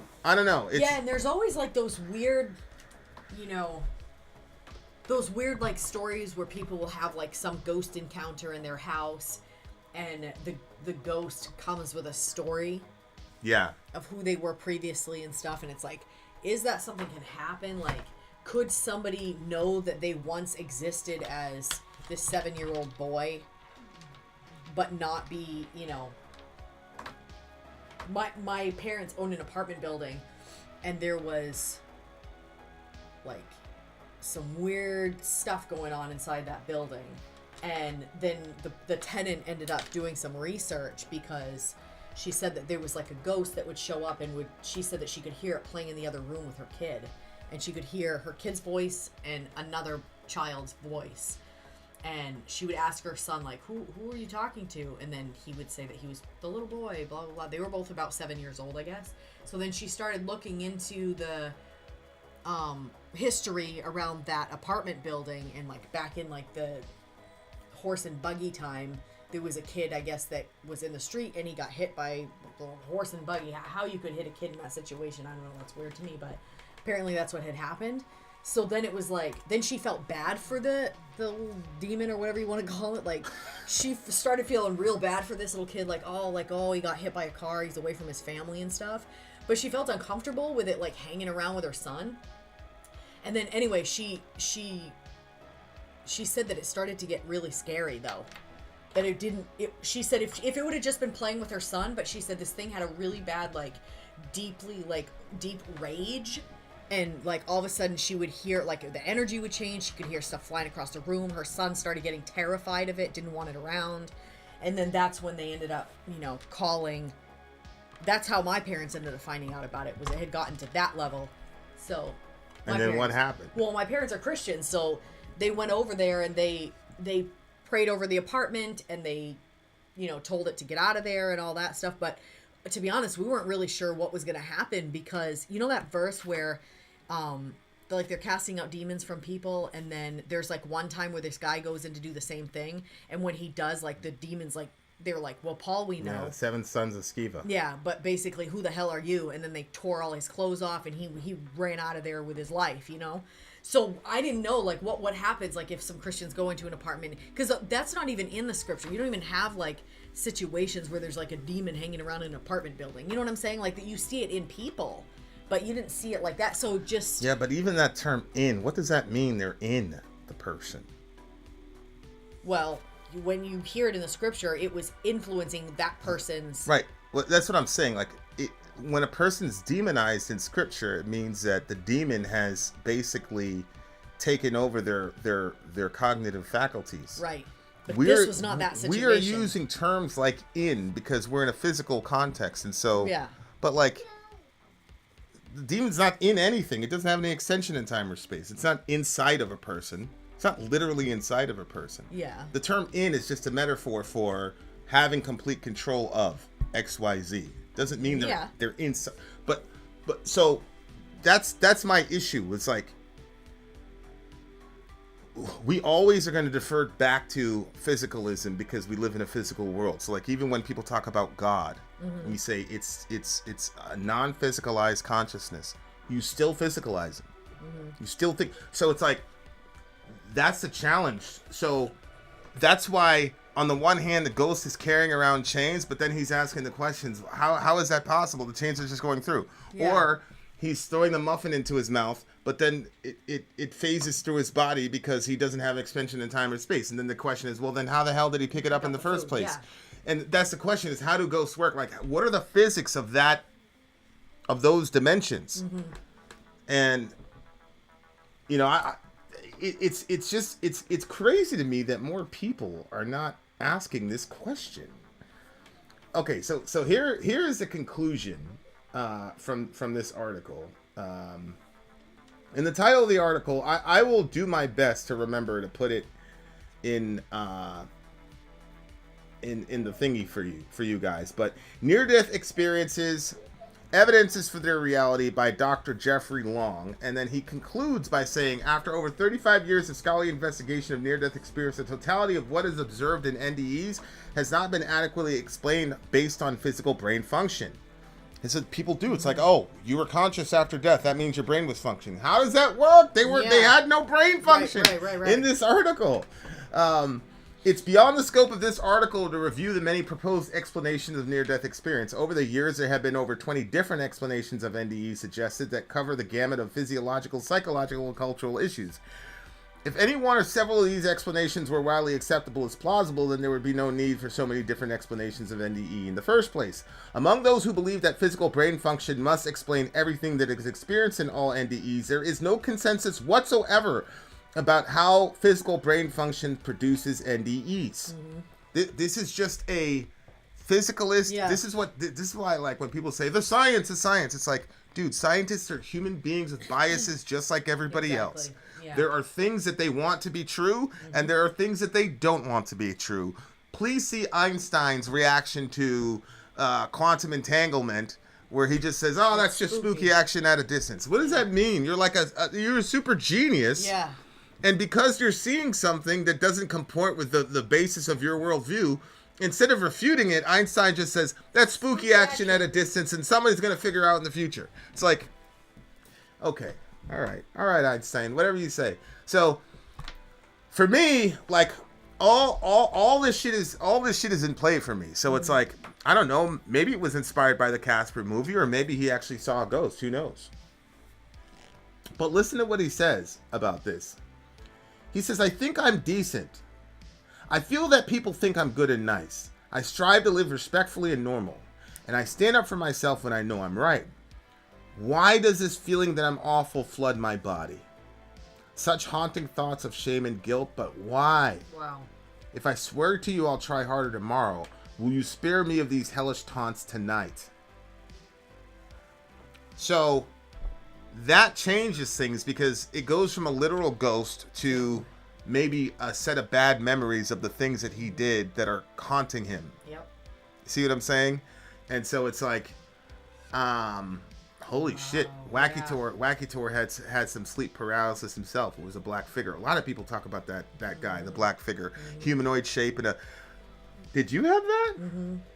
Like a black figure, humanoid type thing? Yeah, but not like completely human. Like it looked like a little, like it did seem, but yeah, not completely human. Like, but it was a black figure, and it would always be like over there coming toward me, and then the energy was always bad. It meant you harm. Real bad. Yeah, it was definitely meant me harm, and the lighting was always.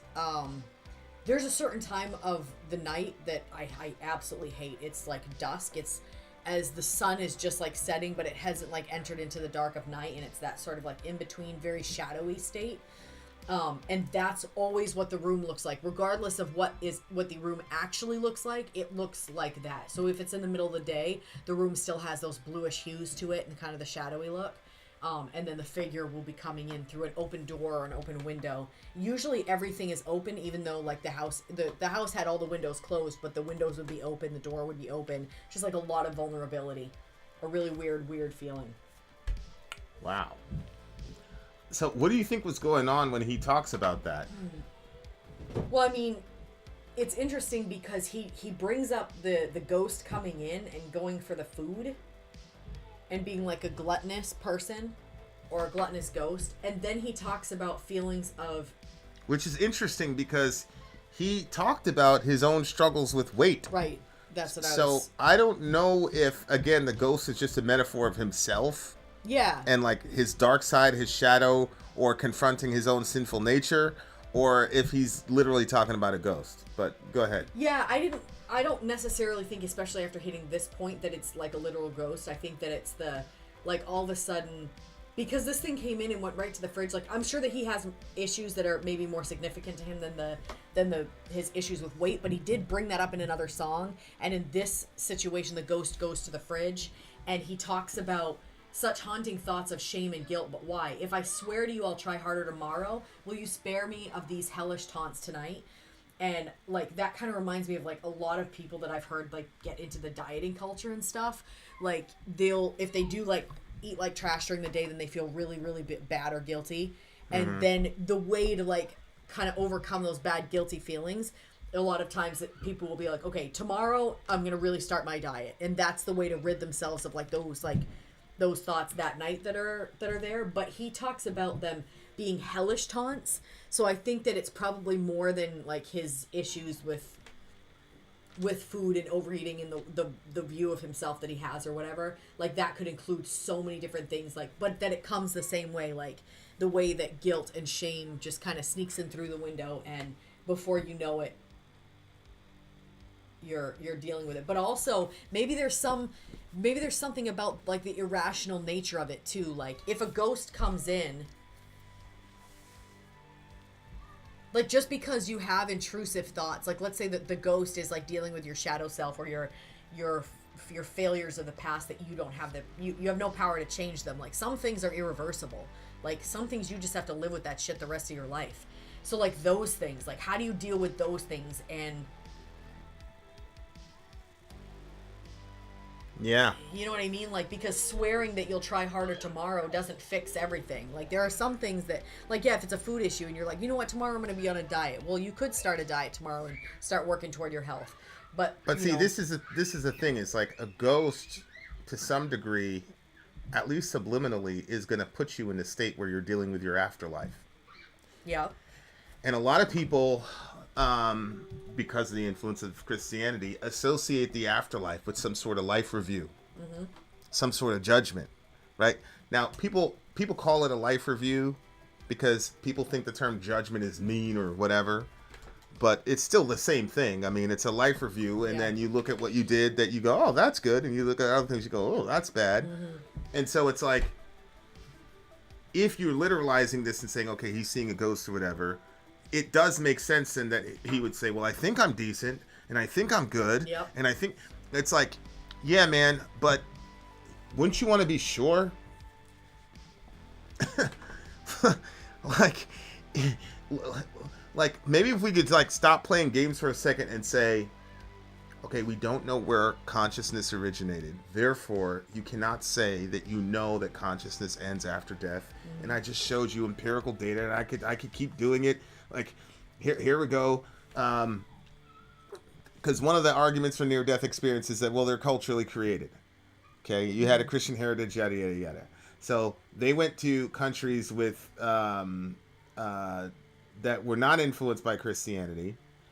All near-death experience elements appearing in Western NDEs are present in non-Western NDEs. There are many non-Western NDEs, near-death experiences, with narratives that are strikingly similar to the narratives of typical Western NDEs. At a minimum, it may be concluded that non-Western NEDs are much more similar to Western NEDs than dissimilar. The point is, these people are separated by thousands of miles, completely different culture, completely different ideas, and they're still reporting a similar thing over and over and over again. It's just like these issues now where we're finding pyramids that are predating when they were supposed, and they're all over the world. It's like, how do we simultaneously figure this shit out? Yeah. There's no form of communication. What's going on? Yeah. So my thing is, like, if you want to believe that when you die, everything just goes black, have at it, man. Go for it. I just think scientifically there's no way you can make that argument. But on top of that, all of us know whether, look, and I've done this because I've been in hundreds of debates. And when people get into debate mode, they're not really telling you what they think. What they're telling you is the best possible way to present their position without any holes in it. But they're not actually telling you what they actually truly believe. Yeah. Yep. And so it's like you can cast doubt on literally anything. Like there's this, you know, we've got technology now that makes it look like, you've seen this one where the guy's talking and then all of a sudden he turns into Tom Cruise and then you didn't realize that he turned into Tom Cruise. Yeah, those are really weird. So my point is, you can disbelieve anything now. You can put it all up to technology. Like I asked a pretty famous atheist guy one time. Seth Andrews was his name. I said, Seth, the sky opens up. There's a guy up there. He says, Seth, I'm God, you know, and he tells you everything about your life, start to finish. Would that make you a Christian? He said, well, no. I'm like, exactly. So like my point is we can believe or disbelieve in ghosts or NDEs or whatever. I mean, from my vantage point, there is enough in the history of the human family, in our various religious traditions and spiritual traditions, as well as as well as secularists. But you compile all that information together. Compile it all together and say it's more likely than not that there is another phase of what we call consciousness in life, and that is going to come with a life review. I mean, that's the template that the entire human family, whether you're talking about the Egyptian Book of the Dead, whatever, even in Christian denominations where you have the soul sleep doctrine, where you're not immediately conscious after death, there's still a life review coming down. So it's like, look, man, you want to roll that dice and say that there's going to be no life review and that everything that you did on this planet has no ramifications. I just think that when we're in the quiet of our own souls, like this guy, he starts questioning, am I good enough? And that my thing is we're in a very convenient system, because I don't wonder if I'm good enough. I believe there's going to be horrible things in my life review, but I'm completely and totally accepted because of what Jesus did for me. So it changes things for you, because you're no longer looking at everything as like, oh my gosh, this is such a bad thing. I'm such a shitty person. Because then, you know what? It's so weird, but it ends up making you a very selfish person. If you're 100%. So focused on all of your shortcomings. 100%. Guess what? You're not the only one with shortcomings. Yep. Everybody has shortcomings.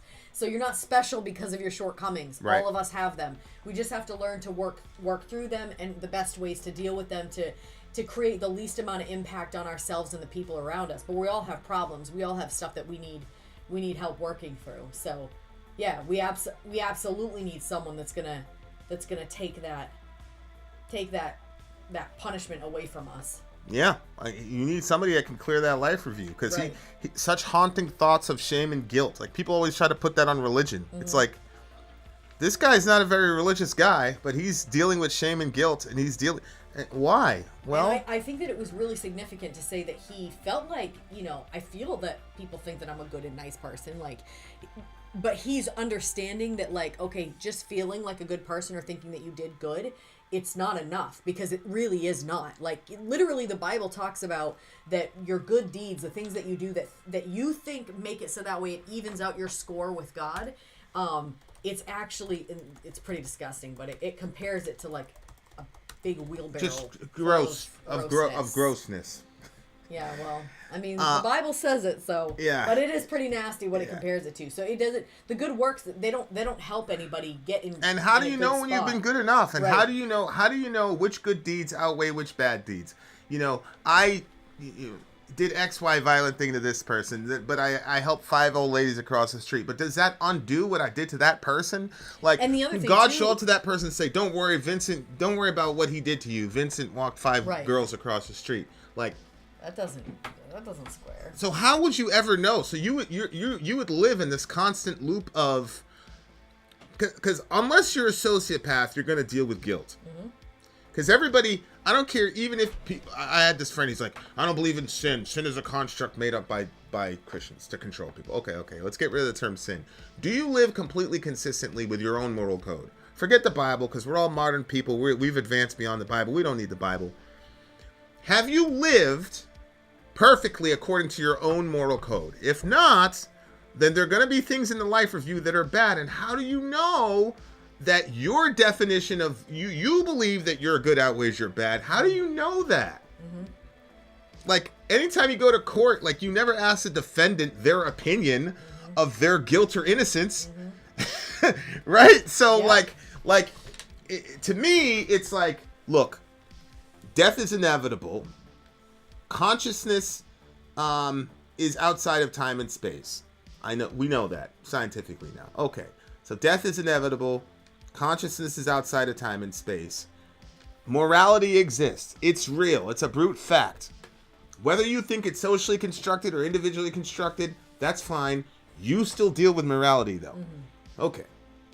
As a matter of fact, I had one of my atheist buddies tell me, like, oh, no, there's no such thing as objective morality. Then he called somebody a sociopath.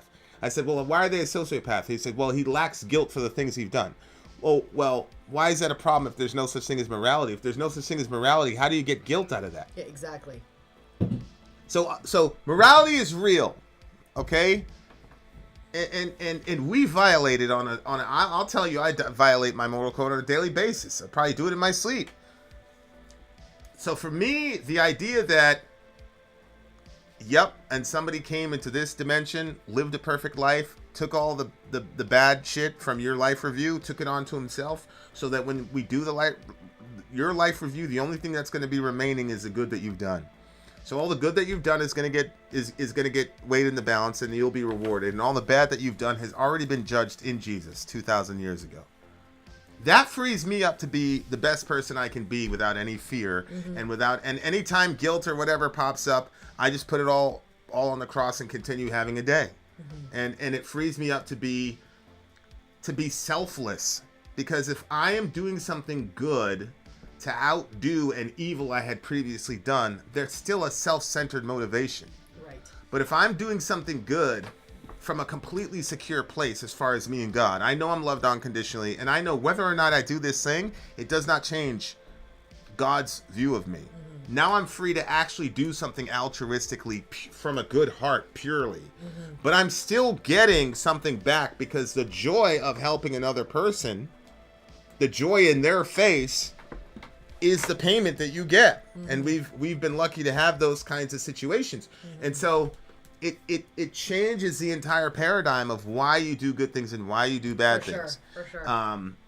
And I know that religion has been used. What religious people have done when it's unhealthy is they have taken those facts that we do live in an immoral world, and a moral world, and those facts that all of us have fallen short of our own moral codes, much less God's. They use that inherent grace of goodness in human beings to feel guilt, and they convert that into power and money and capital and ways to control large bodies of people. And so you have to take that into account anytime you're having these discussions. You have to take into account, of course, religion has used, guilt and things like that to enrich themselves, but that doesn't solve my specific problem as an individual. Right, exactly. Because I still have those 4 facts. I love the song. It was really, really, really, really good. Honestly, to me, I just crowned the song of the week a couple days ago, and this one song was a 10 for me. is now the song of the year for me. Wow. It's the song of the year.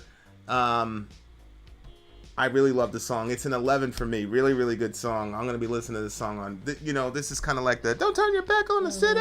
It's going to be one of those songs for me. I love the song. Really, really, really good. All right. We will really be right good song. back. We shall return, dear listener, with more metal goodness. Vin out. Sori out. Gone.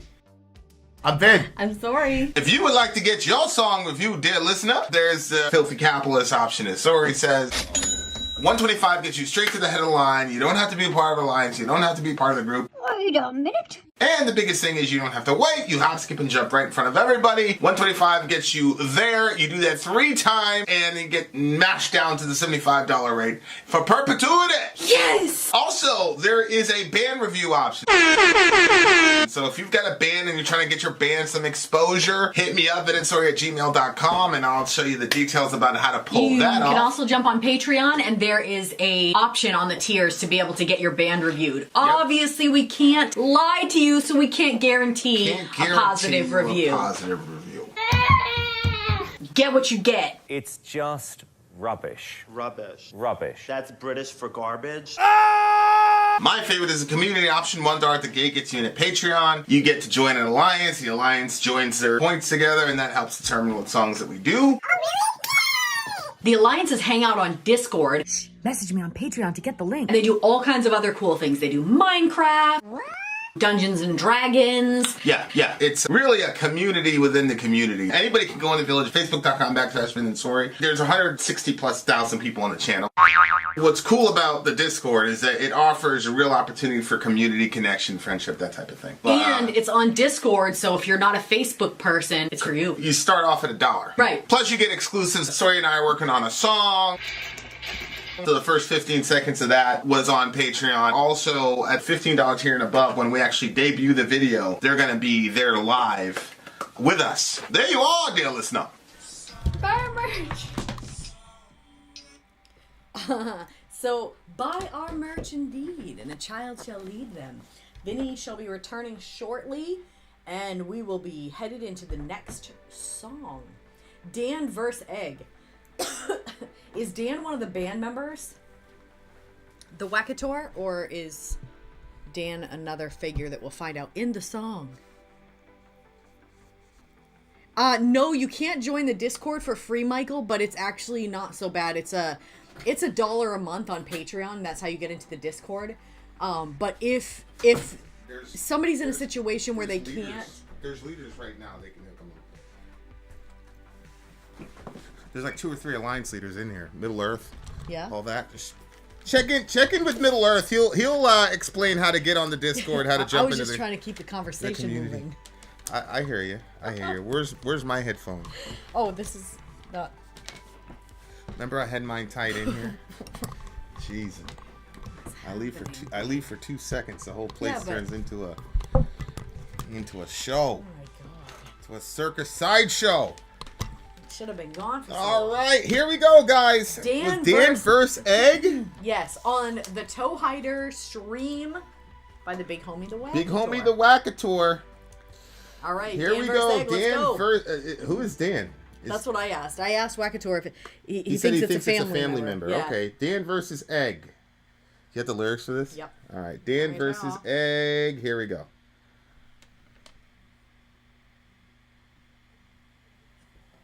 This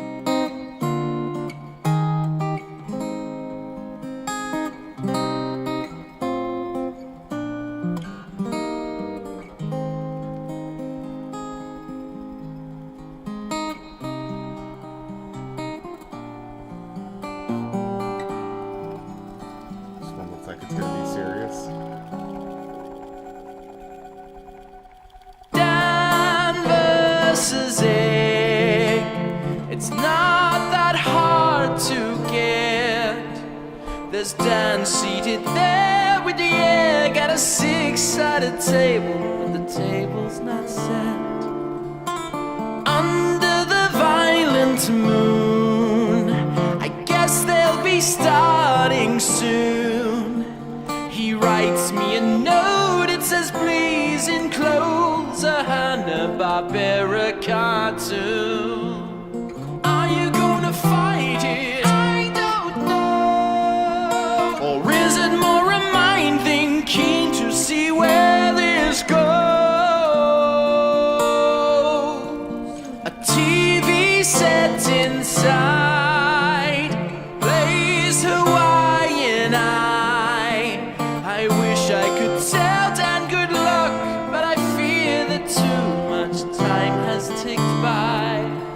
We wear a face the same, a smile but deep in pain. 'Cause the chairs have a press that it always undoes, so we sit on the cold wire frame. Are you gonna fight him? I don't know. Is it like a mind sting? Wonder how this will go. Are you gonna fight him? I don't know. Or is it more reminding, revealing, revolting? No.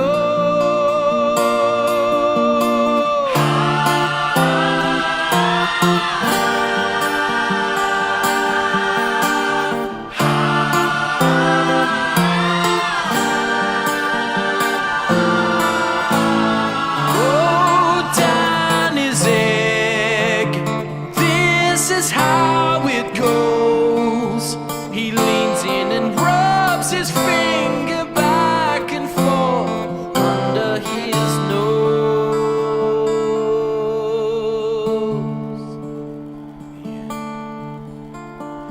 Dan is also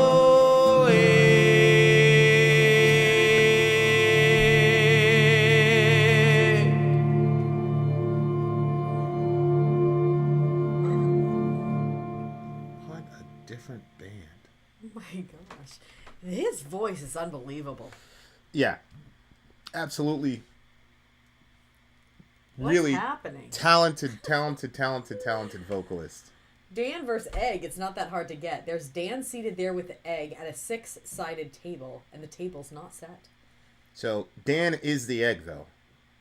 Yeah. So that's a way to say Dan versus himself. Dan obviously has some sort of inner struggle that he's fighting himself with. Mm-hmm. See what I'm saying? Yep.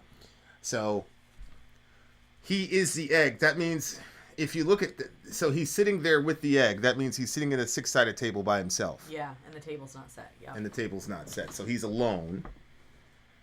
Right, because there's not even an egg there because he is the egg. He is the egg, so he's by Right. himself. Yeah. And it's a 6-sided table.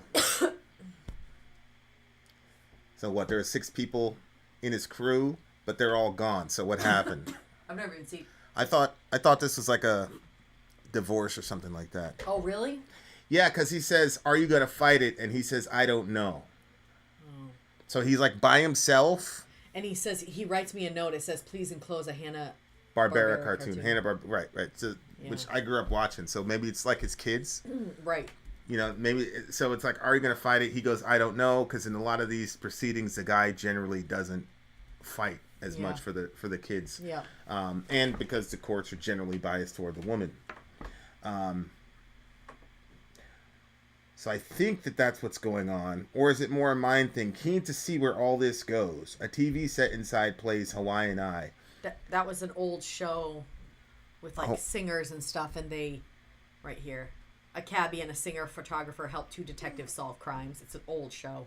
Oh, it's a mystery thing. Yeah. Dated in the 50s. So that show came out in 1959. So that ages Dan a little bit. So Dan could be a really older brother or maybe even an uncle.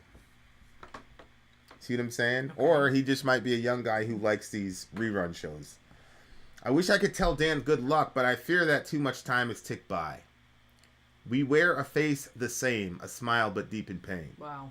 Which is, again, like what we've been talking about with this guy, where he channels his pain through humor. Yeah, exactly. And so does Dan. So there's that connection. We wear a face the same. We. Mm-hmm. The chairs have a press stud. The chairs have a press stud, but it always undoes. What is a press stud? I Your thought dad- it was, you know how they used to have those little things that were in the furniture? Like little, I'm just gonna look it up because Yeah, you're the. that's what I thought. Yeah, see how these little things, like, they're pushed in? That was just what I was guessing. See how they have like those little dots, dot. They're little metal things. Or like Wait, the big actually, ones. go back. These Go back. press stubs. All right, see down there, Yep. down there. What are studs in a chair? Just click that real quick. For centuries, is a way of fixing fabric or leather in place. Okay, so it says right here. However, while they serve a practical purpose, they also can be extremely decorative, and that's why we love them. They would go along the lining. I was right. Well, What? yeah, but he says he has a press stud, but it always undoes. Right, and it So was supposed to keep it. Yeah. That's the leather, keeping the thing in place. Yeah. Okay, so this is So we sit on the cold wire frame, right? Those things aren't holding, and so that keeps falling off. So then all that's left in there is obviously is metaphorical for his life, yeah. where he thought he had, you think those things were really rugged too. Like, you think you have something fixed in place. I was Yeah. talking about this with a guy who, I was saying this person's traumatized too. yeah. Because they thought they had their life projected out 40 to 50. Most people don't grow up like me. We could never project our life past 6 months. Yeah. So I never had this like, oh, I'm going to be like, this dude thought 20, 40, the next 20, 40, 60, 80 years of my life is just going to be this one thing. Mm-hmm. And now it's completely, almost in the blink of an eye, like gone. Mm-hmm. That's very traumatic. You know what I'm Right, saying? yeah. And especially with men, because if you have kids involved, you're generally not in good shape when it's court time. Mm-hmm. You know what I'm saying? So it's difficult. And that's the other thing too, is I bet it's sharp. And MJ is saying, I bet it's sharp when those things come undone. Like when they get frayed out and stuff like that, but you're just now sitting on the frame of the chair, Yeah. which is basically... And those things, there's like so many of those to hold a chair in place. Like so many things had to fail for that furniture to fall apart like that. Mm-hmm. So when you're comparing that to the relationship, it's like so many things went wrong that brought them to this point. Hey, Michael joined. Shout out to Michael. Hey! Newest guy in the Discord. Shout out to him. Welcome. I wonder what crew's going to pick him up. Like I wonder how the alliance leaders do, like how they find like who they gonna snatch up, is there a war, bidding war, who knows? So the next line is, are you gonna fight him? That's the next line, and the response is, well, I don't know. So it's like, who is he fighting? Is he fighting in custody, or are you fighting yourself? See what I'm saying? Because Dan is the egg, and it's Dan versus the egg.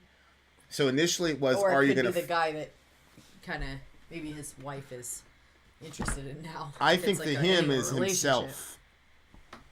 I think the him is himself. Yeah, I mean, he's been talking about himself the whole time. Because he says, are you going to fight him? He says, I don't know. Or is it like a mind sting? Wonder how this will go. How are you going to find him? I don't know. So, like, how are you going to find yourself type of thing. Mm-hmm. So I think that's what he's talking about. Like, are you going to fight yourself? Are you going to engage in that conflict with yourself where you recognize that, let's say our current thesis is right, and he did something to screw it up and put himself in a situation where the table is empty. Like, are you going to look into yourself and confront yourself about that? Right? And then in so doing, you'll be able to find yourself. Like, if you have that conflict with yourself, after the conflict is over, you can then find yourself. It's true. So if you look at the progression, the progression is, are you going to fight him? I don't know. Yeah. The next question is, well, how are you going to find him? I don't know. Or is it more reminding, revealing, revolting? See? Mm-hmm. Like, is it too much of a reminder to go back into your past and see where you created this horrible situation where you're alone? And he says no. And then he says, oh, Dan is egg. This is how it goes. Oh, so this is the beginning. Oh, because I thought it was weird. It says he leans in and rubs his fingers back and forth under his nose. Yeah. Like, people will do that if they're trying to smell something and increase the scent. Mm-hmm. So, like, he's understanding that he is the egg. Mm-hmm. Because the egg smells like egg, and he's like... Yeah. Yeah, he's learning that he's really. But that means he's really in conflict with himself. But that means he is going to find him, right? That means that he is going after him because he know. says no, and then he says, "Oh, Dan is egg." Like he's already coming into a realization that he's not sitting at a table with an egg, but that he is the egg. I don't think Dan is recognizing that he himself is the egg. I think this is the lead singer telling us in the meta narrative to go back and now read it backwards with the knowledge that Dan is the egg. Oh. See what I'm saying? Yeah. Like that's why like he spells it out. Dan is also egg. Mm-hmm. So he wants you to go back and read it again now with the knowledge that Dan is it's talking about an internal conflict. Like this guy is freaking brilliant. He's very absolutely brilliant the way that he does this song. This is a solid 9 for me. It's coming on the heels of the song of the year, so it wasn't gonna do very well. But 9.7. This song would have probably ranked much higher if I heard the last song last. Yeah, I agree. But that last song, like that last one was just so good. Yeah, I put too many things in. No, the last song was too good. How Do Ghosts Work? It was such a good like course, very very soulful. Mm-hmm. But this dude is really freaking deep, man. But this again is what I'm talking about. Like, if you just do Metallica all the time, like, you're not gonna get introduced to songs like this. Like, you know, and we're trying like the system that we created. We try to make it like, you know, there's multiple ways to get the song reviewed, right? Mm-hmm. So you get the $1 Patreon that Mike just jumped in on. But this is a way for us to continue to do this as our job while at the same time not get burnt out on listening to the same people over and over again. Mm-hmm. A lot of us in the community who do this, there's not a lot of us that are actually doing it consistently, but that's like the number one complaint. People are just burnt out on, okay, how many Metallica songs can I listen to? How many Tool songs can I listen to? I know it's going to manipulate the algo the way that we want it, but you end up missing the whole point of why we listen to music. So this system it creates a situation where I would never find these bands, never find a guy that can write like this with this particular style if we didn't have it's shout out to freaking Thewackytor for this. This is really good because this is not a band we would have, you know, certainly not to go this many songs in a row. No way. Yeah. But I love that, like when you're just sitting down and hanging out with a band you really get them. Yeah, I really like their music. I could definitely see myself listening to the full. I mean, we've almost got all the songs from the Good album to be able to listen to it without having to skip any. Because we never like to listen to new music unless we're on the channel because, you know, we don't want to take the chance that somebody wants to request it. Yeah, so so we have almost a full album. Oh, he's joining Anarchy 99. Who is that, Archero? Is that Archero? I think it might be. I can't remember now. I would join Anarchy 99 just because of that or the True Cult. But I think Anarchy 99 would be it for me. Negative Vibes is Negative. Okay, so Negative Vibes is going to be very happy. I'm going to text him like, yo, you got a new member. All right, guys. All right. We'll be right back, you guys. We're coming right back. We're coming right back very soon. Vin out. Sori out. Gone. I thought Revo was Sinning Glory. We'll check. I'm Vin. I'm Sori. If you would like to get your song reviewed, dear listener, there's the Filthy Capitalist option. As Sori says, 125 gets you straight to the head of the line. You don't have to be a part of the alliance. You don't have to be part of the group. Wait a minute. And the biggest thing is you don't have to wait. You hop, skip, and jump right in front of everybody. 125 gets you there. You do that 3 times, and you get mashed down to the $75 rate for perpetuity. Yes! Also, there is a band review option. So if you've got a band and you're trying to get your band some exposure, hit me up at vinsori@gmail.com, and I'll show you the details about how to pull that off. You can also jump on Patreon, and there is a option on the tiers to be able to get your band reviewed. Obviously, we can't lie to you, so we can't guarantee a positive review. Get what you get. It's just rubbish. Rubbish. Rubbish. That's British for garbage. My favorite is the community option. $1 at the gate gets you in at Patreon. You get to join an alliance. The alliance joins their points together, and that helps determine what songs that we do. The alliances hang out on Discord. Message me on Patreon to get the link. And they do all kinds of other cool things. They do Minecraft. What? Dungeons and Dragons. Yeah. It's really a community within the community. Anybody can go in the village, facebook.com/Vin and Sori. There's 160,000+ people on the channel.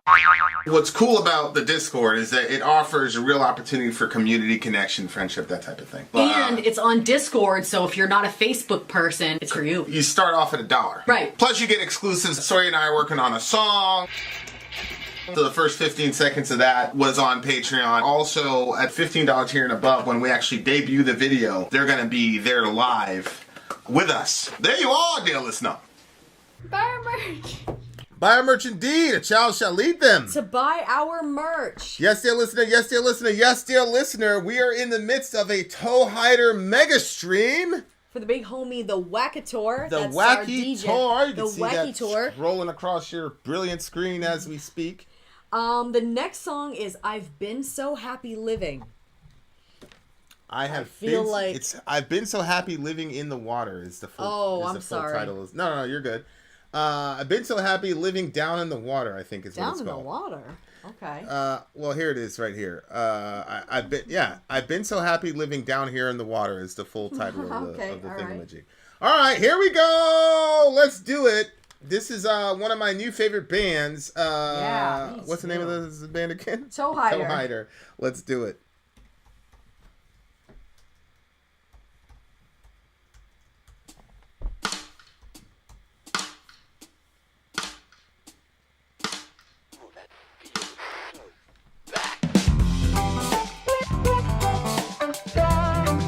Unbelievable band.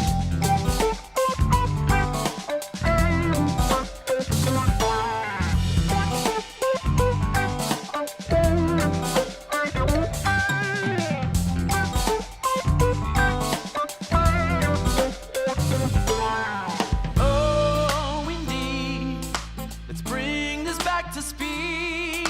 A field we see, the usual shrubs and trees, a subtle breeze, just everything you need. Oh. And on the road, we see someone you know. You remember, I know, from a previous episode. Why, it's Malcolm going on his way to home. He passes by a river wide, a shimmering light catches his eye, and so he dives in and surprised. He sees a guy he recognizes, the stony giant he might, or it kinda reminds him of that giant pride. He waves a high and with big jewel eyes, it's sighs.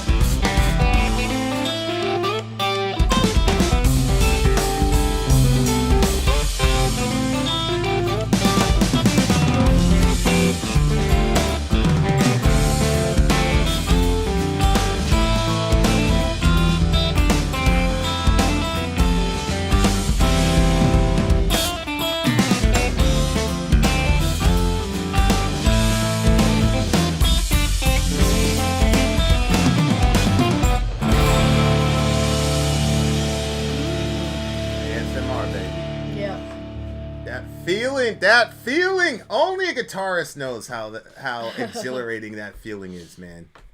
Just that last pure. I bet after you really just sold out. After you just crushed it. I bet. It's a really, really good feeling. Extremely satisfying feeling. I wish everybody could have that feeling. Like write a song and then like end it with that. It's just scrumptious. Okay. Degrees of greatness. I mean, some of us will settle for winning Fortnite. Oh shit, man! We came very close yesterday. We did. We came very tonight. close. Damn it, rest tonight. Rest in peace to the homies. We came very. Oh shoot! I wanted to get a controller. I don't like that it keeps going up like that. It's so annoying. Yeah.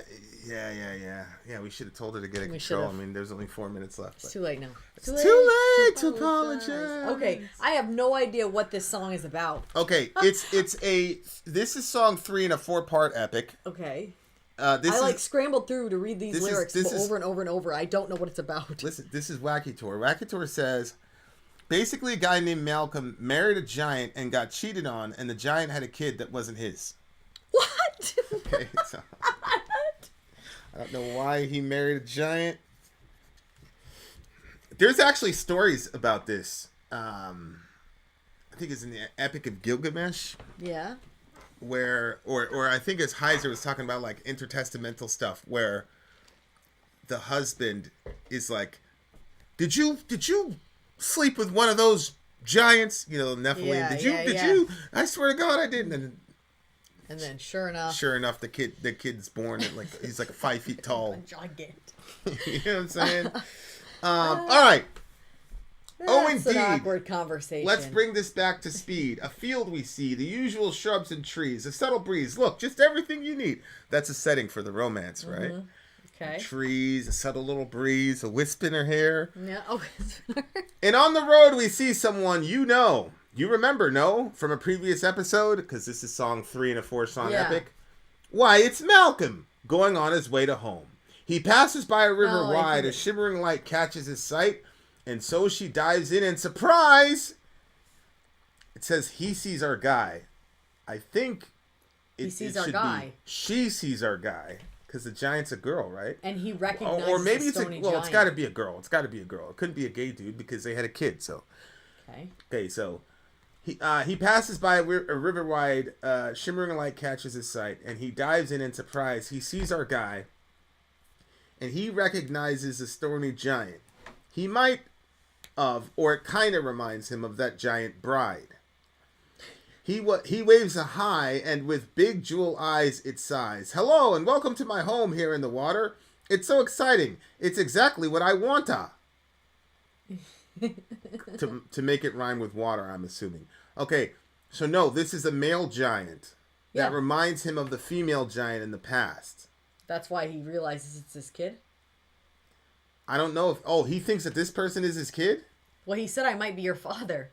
Oh, shit, you're right. You see, I traveled far to discover what I are, and Malcolm laughed and corrected his grammar.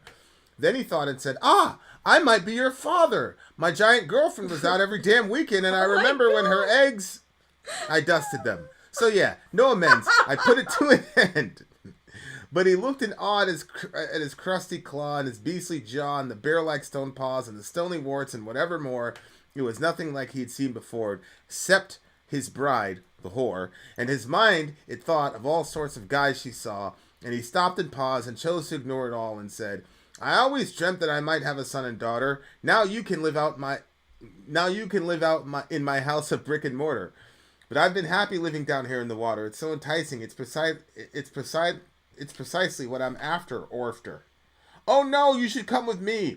Obey your father's orders. You will move in at once and come into my living quarters. But I was happy living deep down in the water, and it hurts to walk up there now that I'm made of boulder. Okay, that's the end of the song. Oh my gosh, yeah.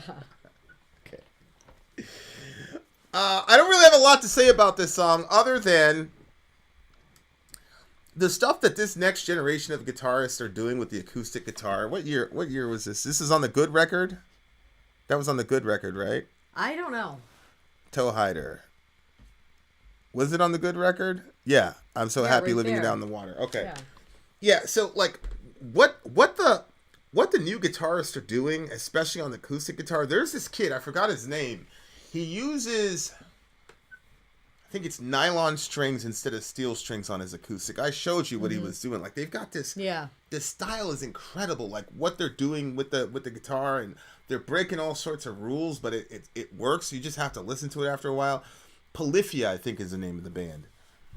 Remember the band, and they were like on top of a roof, and it was like Steve Vai, and I was like, yo, that's Steve Vai, and they were killing it. They're just doing like different things on guitar that are, to Mike's point, the instrumentation on this guitar was like top notch, like really, really, really good stuff. And I'm kind of confused about. See, I have a theory about this story, in the sense that. Yeah, I have a theory about the ending.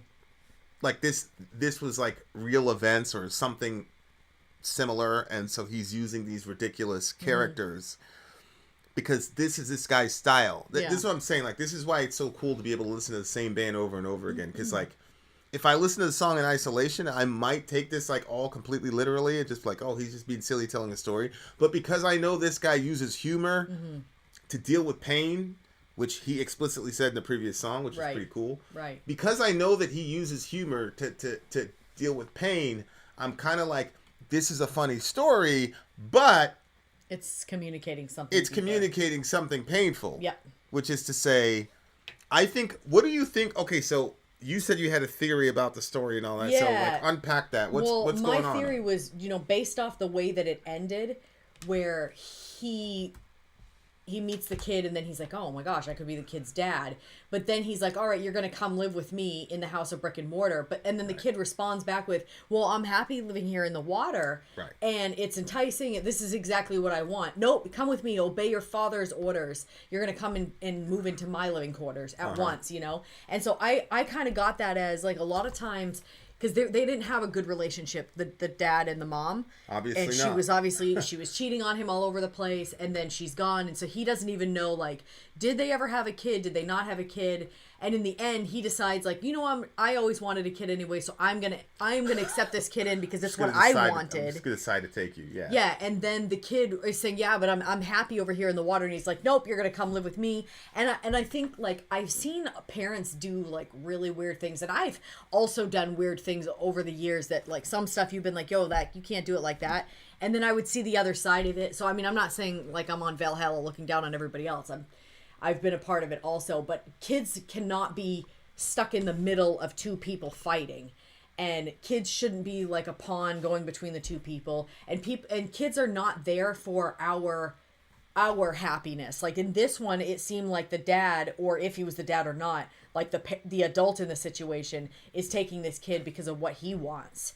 And obviously the desires of the kid is not even being looked at because completely incidental. It doesn't even matter. Like it doesn't matter. And he's saying, look, it hurts to walk up there. It's like, it's not even that I'm a boulder now. It's painful, like I'm not, Yeah.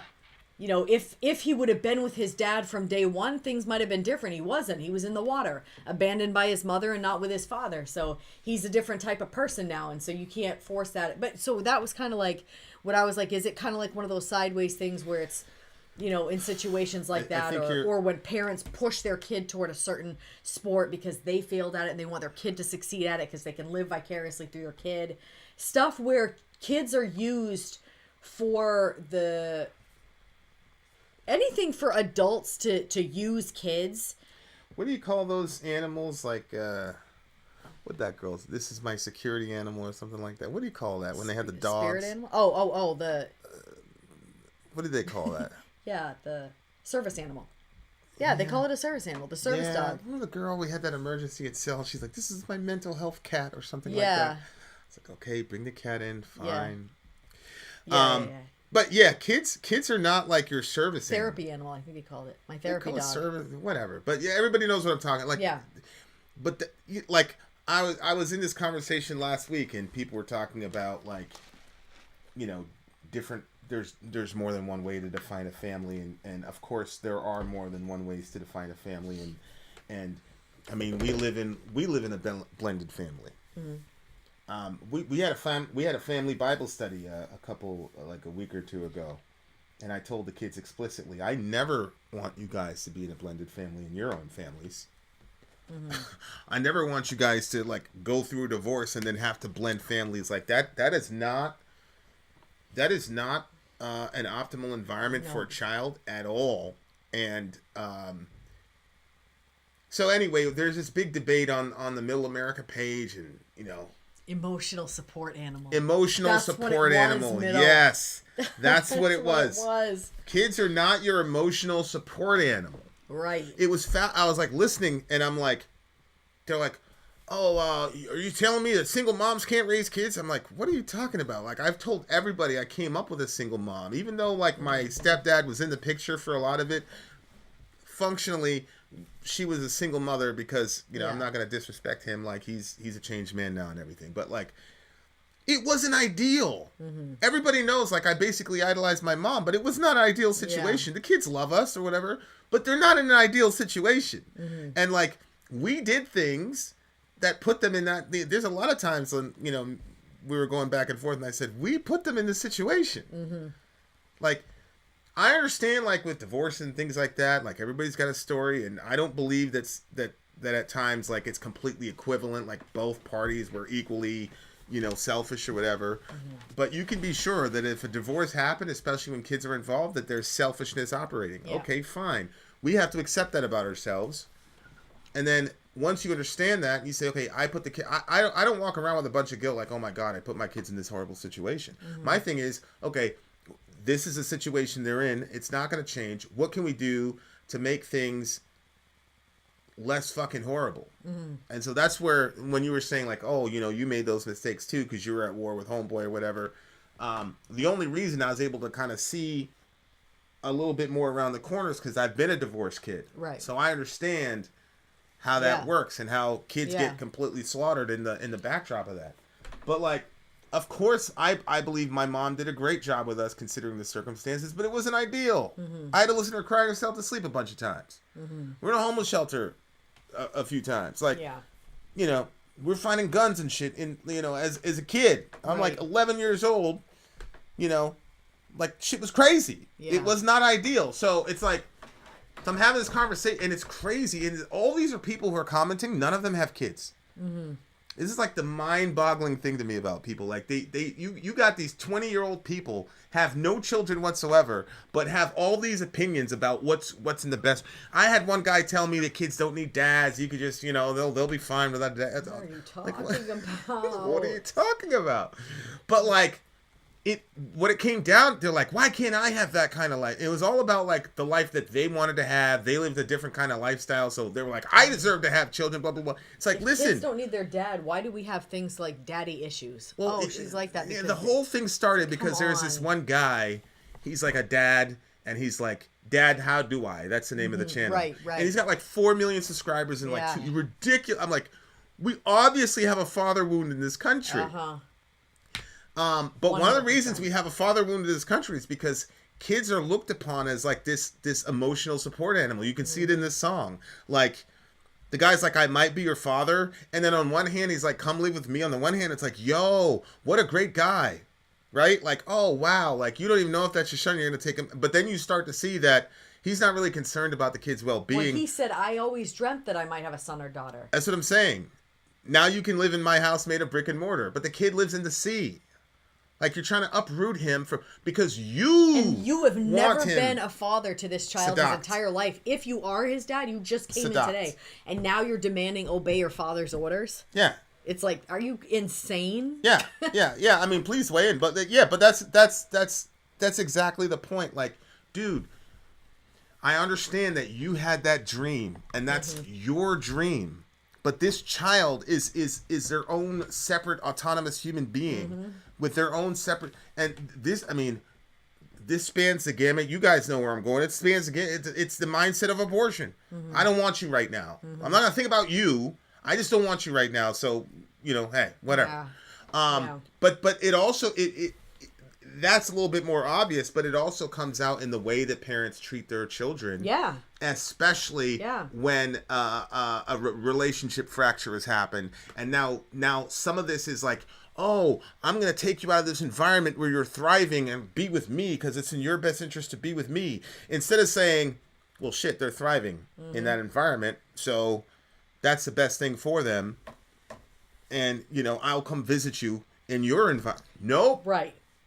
See what I'm Because saying? That's what I was going to point out. He says, you will move with me at once into my living quarters. It's not like, okay, son, I see that you're here. I'm coming. He didn't want to make himself uncomfortable for his kid to go there and live where, you know what I mean? He wanted to drag him out of that environment. Yeah. I mean, it's a skit. it's kind of like a strange like reversion of when like American missionaries go like somewhere else and they try to like change make everybody look American. Right, Where's you tame button the up savage. Shirt? Cut Tame the savage, hair yeah. Like the guy wearing clothes and having a good haircut is indicative of the Holy Spirit's presence in the land. It's like, no, Stuff it's like that. It's indicative of your colonial presence in the land. Right. That's such a I didn't catch that. It was such a good one.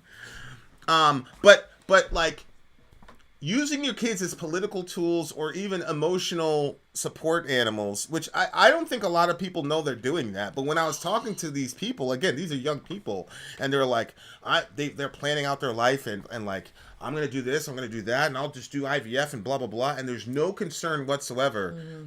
Okay, so you're going to have this kid, and this kid's going to know that they don't have a biological father. They're going to be like, that's okay? Like, no, there was no thought about it. It was all about them. Yep.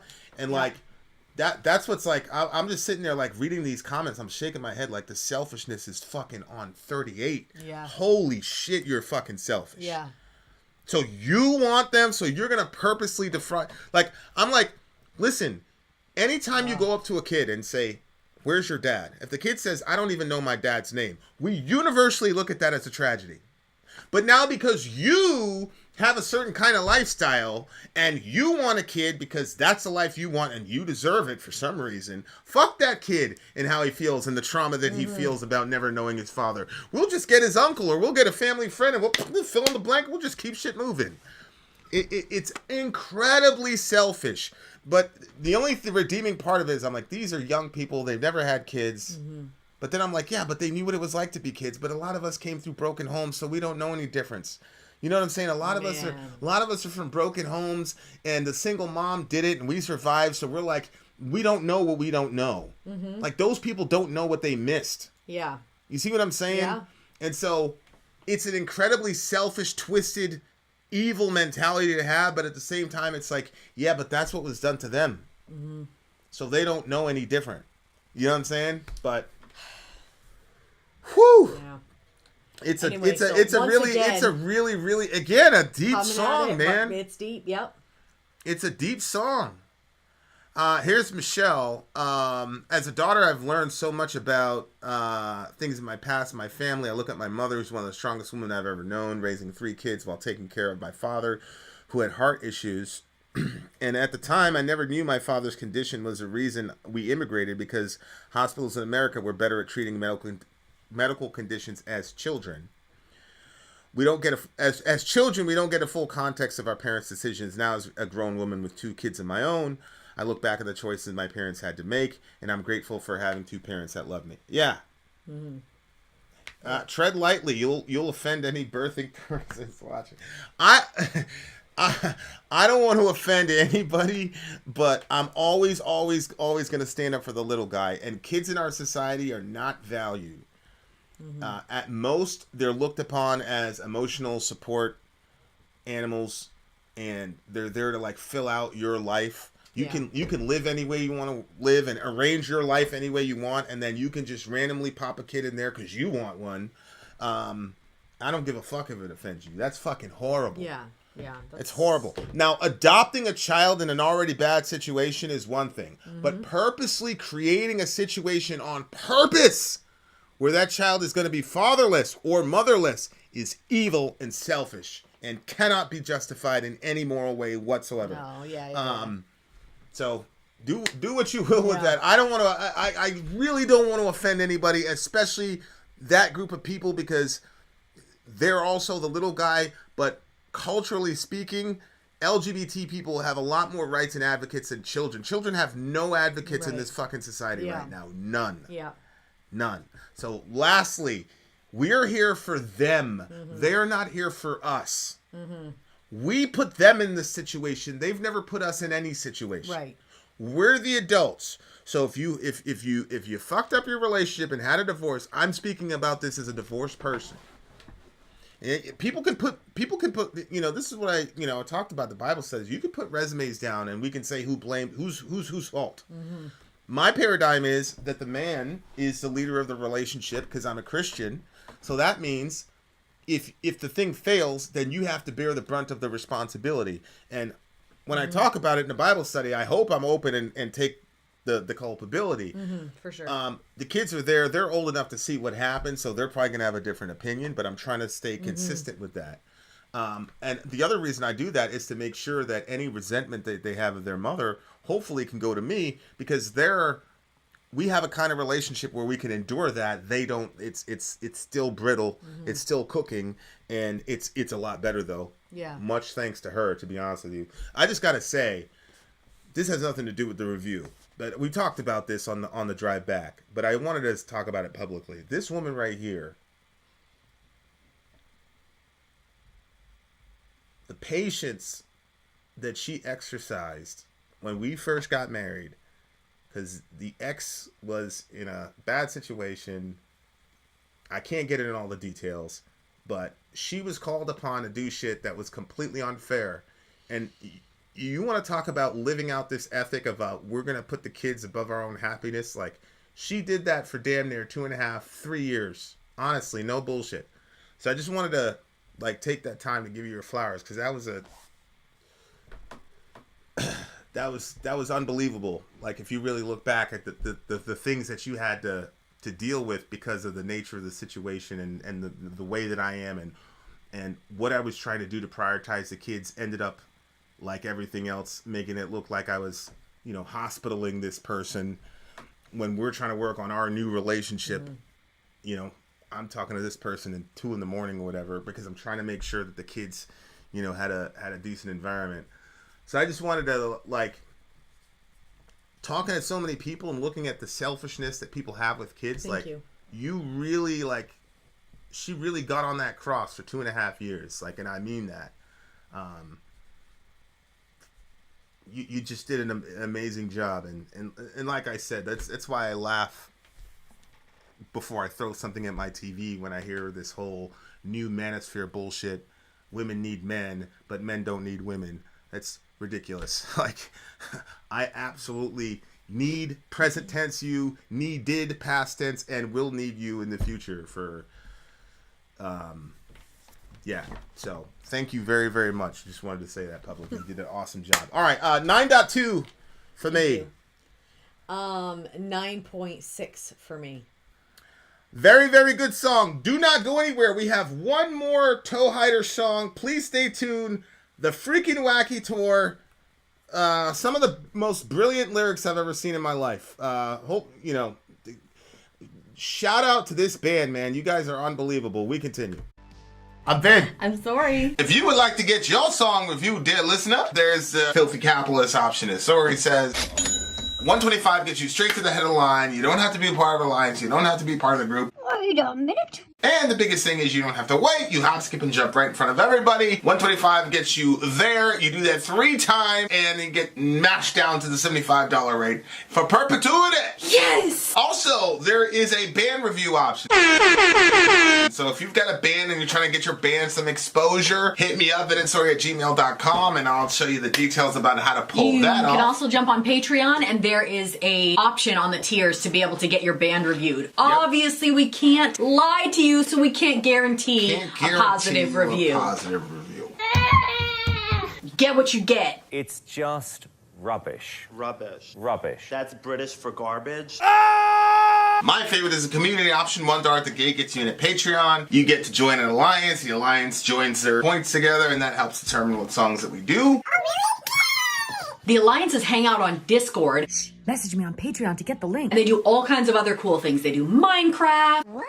Dungeons and Dragons. Yeah. It's really a community within the community. Anybody can go in the village, facebook.com/Vin and Sori. There's 160,000+ people on the channel.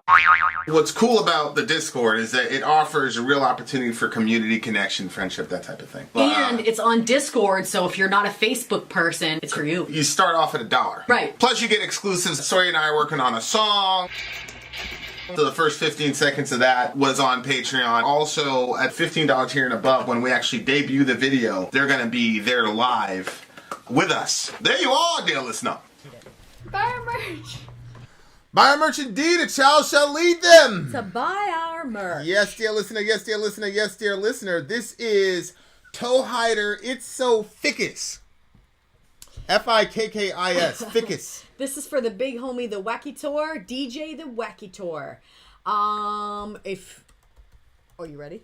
No, I'm just getting the lyrics up, inshallah. Yes, I am doing the same thing. Toehider, it's so thickest. Thickest. I guess he probably made that word up. Probably. It was the last song on the 2017 Good record. Oh, this is the last song on Good? Yeah. All right. I really encourage you guys to check out this band, especially this record, Good. There is something in this band for everybody, and if you just want to have a good time, this is a band for you. Mm-hmm. If you want to really sit down and dig deep into your own psyche, this is also the band for you. They're kind of like a mix between Weird Al, Jack Black, and Tool. So there you go. Everybody type 22 in reverence for the big homie, Thewackytor. You've done a really good job, bro. Honestly, thank you so much for bringing this band to us. Without further ado, It's So Thickest from the band Toehider. Let's do it.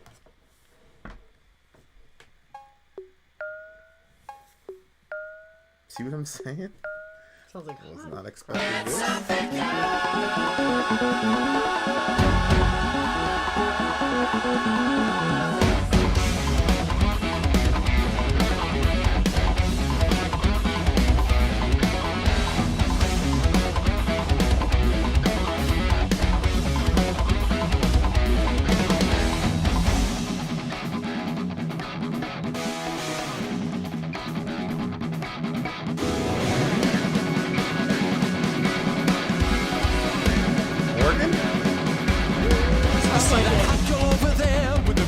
And quite nice hair. See, you cannot help but stare. That is Thickest. Or thumbing through a pamphlet when you spot an item that's worth 10. But all your money you wanna spend on that Thickest. Stop looking at me like you don't know. Idiots, oh, you don't see what's going on. It's okay to feel good about something. Surrender yourself because it's so Thickest.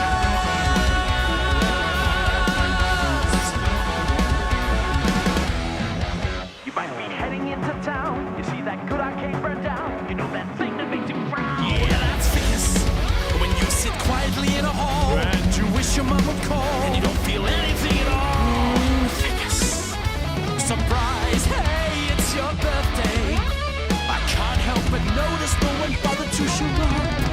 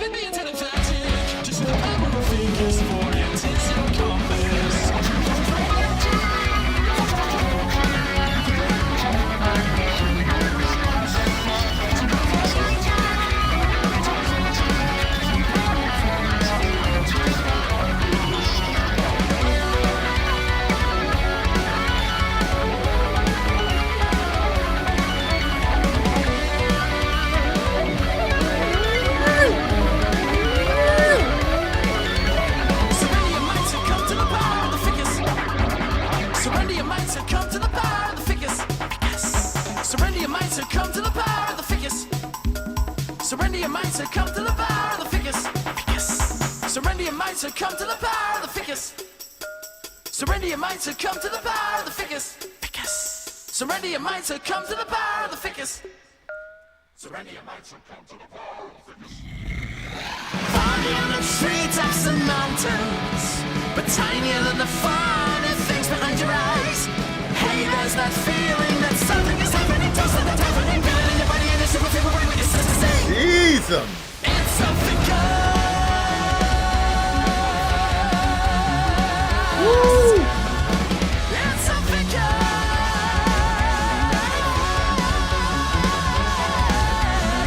It's something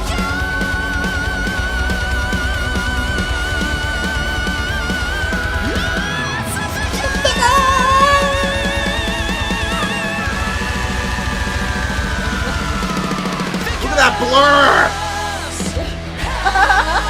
Fiery hands, bitch! Talk to him, brother minister!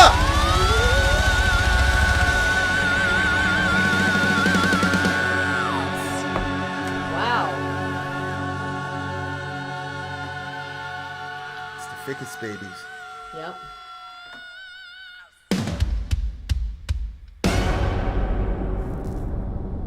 The thickest. Okay. All right, surrender your mind to the power of the thickest. Yeah. This is one time I'm gonna vehemently disagree with the homie. Well, what's the kickus? The thickest. Oh, thickest. That's how you get yourself in trouble. It seems to me that the thickest is just to basically surrender to your emotional reactions to stimuli. Oh. Right, like right here. You see that hot girl yeah. over there with a good face and quite nice hair? I didn't write these lyrics, dear listener. See how you cannot help but stare? That is ficus, right? So it's like, it's this, you know, it's like je ne sais quoi. It's like, you can't really put your finger on it, but you know what's happening when you're experiencing it. Mm-hmm. It's like, oh, now you're staring at this girl, and you can't help it. You know, it's the ficus. It's that drive that you have for that kind of stimuli. Then you go down, you're thumbing through a pamphlet when you spot an item that's worth $10, but all your money you want to spend on that ficus. Stop looking at me like you don't know. So it's like, you're looking at something, you don't really have the money for it, but you've got this drive to get it. Mm-hmm. That's also the ficus, right? Yep. You idiot! Don't you see what's going on? It's okay to feel good about something. Surrender yourself because it's so ficus. Well, I don't know if it's always good to feel good all the time about something. It depends what you're feeling good about. Yep.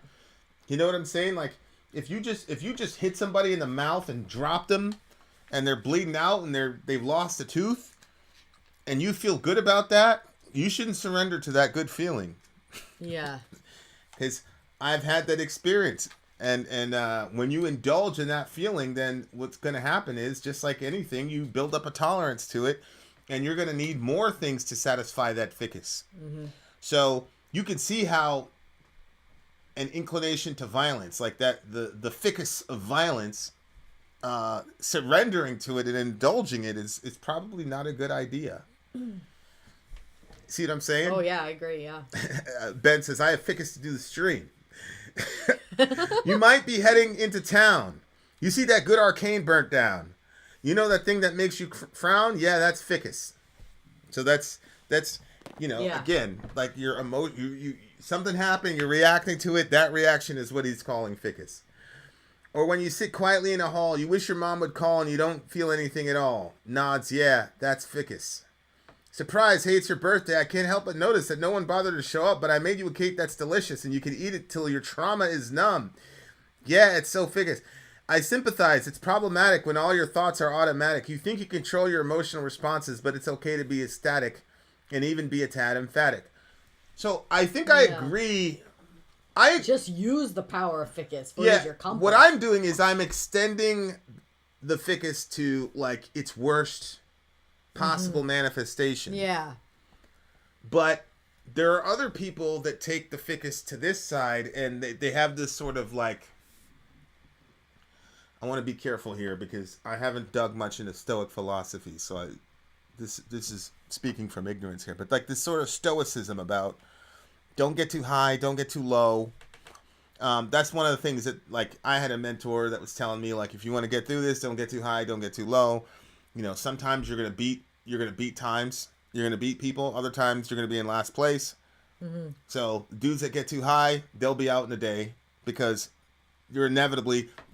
They make the program so that even if you're like the number one guy, they will manipulate situations where you will absolutely be the bottom guy the next day. They will. You cannot beat that system. Oh, okay. So they tell you see how you'll react to failure. Because the mental side of it. Yeah. It's the failure bit. That's the thing. Yeah. That's the biggest thing. You get a bunch of quote alpha males together. Mm-hmm. That is their big. There have been. You'd rather die. Like, I would. I told you some of the stuff that I did or whatever, and some of it was crazy. You know, like to pass. You know, whatever. Yeah. Like, I was willing to die over that shit, but it wasn't because it was like an honorable impulse. It was just because I didn't want to fail, because I went in for it, and and everybody knows, and you know, you have to quit. You quit in front of it, like it's just like I would rather die, and people died. Yeah, people died in those situations. So it's like, but like, a person like, I was just talking about this with a friend of mine who's the same kind of guy. And he was talking about an addicted personality, and I never thought of it that way, but it's like, yeah, it's you pretty much all them dudes, like, a very addictive personalities, very extreme. That's why, like, I'm looking at this Thickest thing, and you take it to the extreme, you know. That's what I do because I'm an extremist with everything, you know. But that line there is crazy. It's your birthday. I can't help but no one bothered to show up, but I made you a cake that's delicious. You can eat it till your trauma is numb. You know, which I don't know if the cake was like spiked with anything, like if it's a CBD cake, you know what I'm saying? Yeah. But on a real practical level, just eating itself, comfort eating after a bad situation. He keeps bringing up the food situation in a lot. I think that's a big one for him. What do you mean? Well, he brought up the weight thing in one of them, and then the other one with the ghost of the refrigerator. Food. It does seem to be that there's a theme that food's a big thing for him. Yeah, he's probably a comfort eater. Yeah, that's a good. This is a good catch. Good catch. And it's hard too if you're like some people are like obsessed with food in the sense that they can't stop thinking about when they're going to eat next and what they're going to eat next and food. And then there's other people in the opposite end that are obsessed with. They don't want to have an obsession with food, so they have an obsession with food because they're trying to avoid food, so they're trying not to think about food, trying to not think about what they're not going to eat, you know what I mean? Like, so food has the capacity to control people. It's one of those things where you either control it or it controls you, and so you know what I'm saying? Like, it can affect a lot of us, I think, if we're honest about it, to say, you know, have I ever comforted? Of course, yes, I have. You know, like. Yeah, I think all of us. I mean, and again, like, that itself is still a spectrum. Right. That's what I'm saying. Because that's why I brought up the other one. Yeah, because even in the scripture, eating and alcohol are associated with be happy. Mm-hmm. Like, a lot of people don't know that there's literally a command in the Bible, like, where it's a command. It's like, you will eat the fat of the land and drink the wine of the vineyards, and you will be happy before the Lord your God. But the tense is, you will do this. It's like, he wrote. So it's like, comfort eating for all your pain and suffering is bad. But comfort eating has a bad connotation because we're Americans and we have an excess of food. Mm-hmm. But I still think that there is a healthy way to comfort eat. I just think because Americans are so undisciplined that it's almost 9 out of 10 of us are not going to be able to use that properly. Because we just lack so much discipline. Mm-hmm. That, you know. So now it's like, eat till all your trauma's gone. Well, but you just created trauma. You just created a new trauma for yourself and your family when, you know, your arteries and all the rest of it. Of course, nowadays, And the effect that it's going to have on the person's mental health. Nowadays, you can't even say that eating to that degree is unhealthy, because now you'll be, you're fat phobic or whatever. Yeah. It's like it's all genetic, and well, it's crazy. Yeah. But like, so this song is interesting, because I initially looked at it, I'm like, oh man, this is bad. Like, you're just going with, this is hedonism and it's destructive. And of course, that's true. For me, in an American context, I think that most of the time we're gonna apply this song in an unhealthy way. I don't think Americans have a problem with like being in their feelings. Like, everybody and their mother now is always talking about their feelings. They're always talking about their rights. They're always talking about what they deserve. That's like when that lady was like, okay, you have a mental health issue. What are you doing to get that fixed? Like, Sadat. Yes, everybody has a problem. Like, Right. but You have can't trauma, go forever talking about your trauma and Sadat. not do anything to repair that. You can't just live like with your arm a gaping wound your whole life. You got to get that repaired. It's the same thing with your mental health. Bleeding. I hate to say it this way, when you're bleeding people. all over everybody. Like, fucking, you know. Stop. So, but if you were raised in a context, and you were kind of raised in this context where your emotions and your thoughts were kind of dangerous if they were too expressive, then I would say that that's also a destructive. Oh, I agree. Yeah, 100%. Sort of pathology, and so you would need that to hear that balance about the Thickest or whatever it is. Yeah. Right. Yeah, it's again another really, really interesting song. That line about the birthday party, that was pretty crazy. My mother touched literally thousands and thousands and thousands of people. There were like 8 people at her funeral.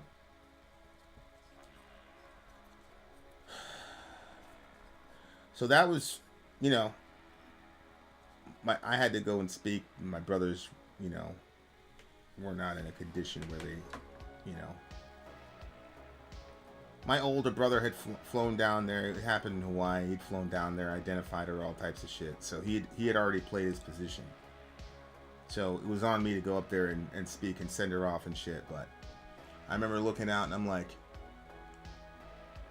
my mom was working at the psych ward. She would take people from the fucking psych ward to live with us. Like, for years.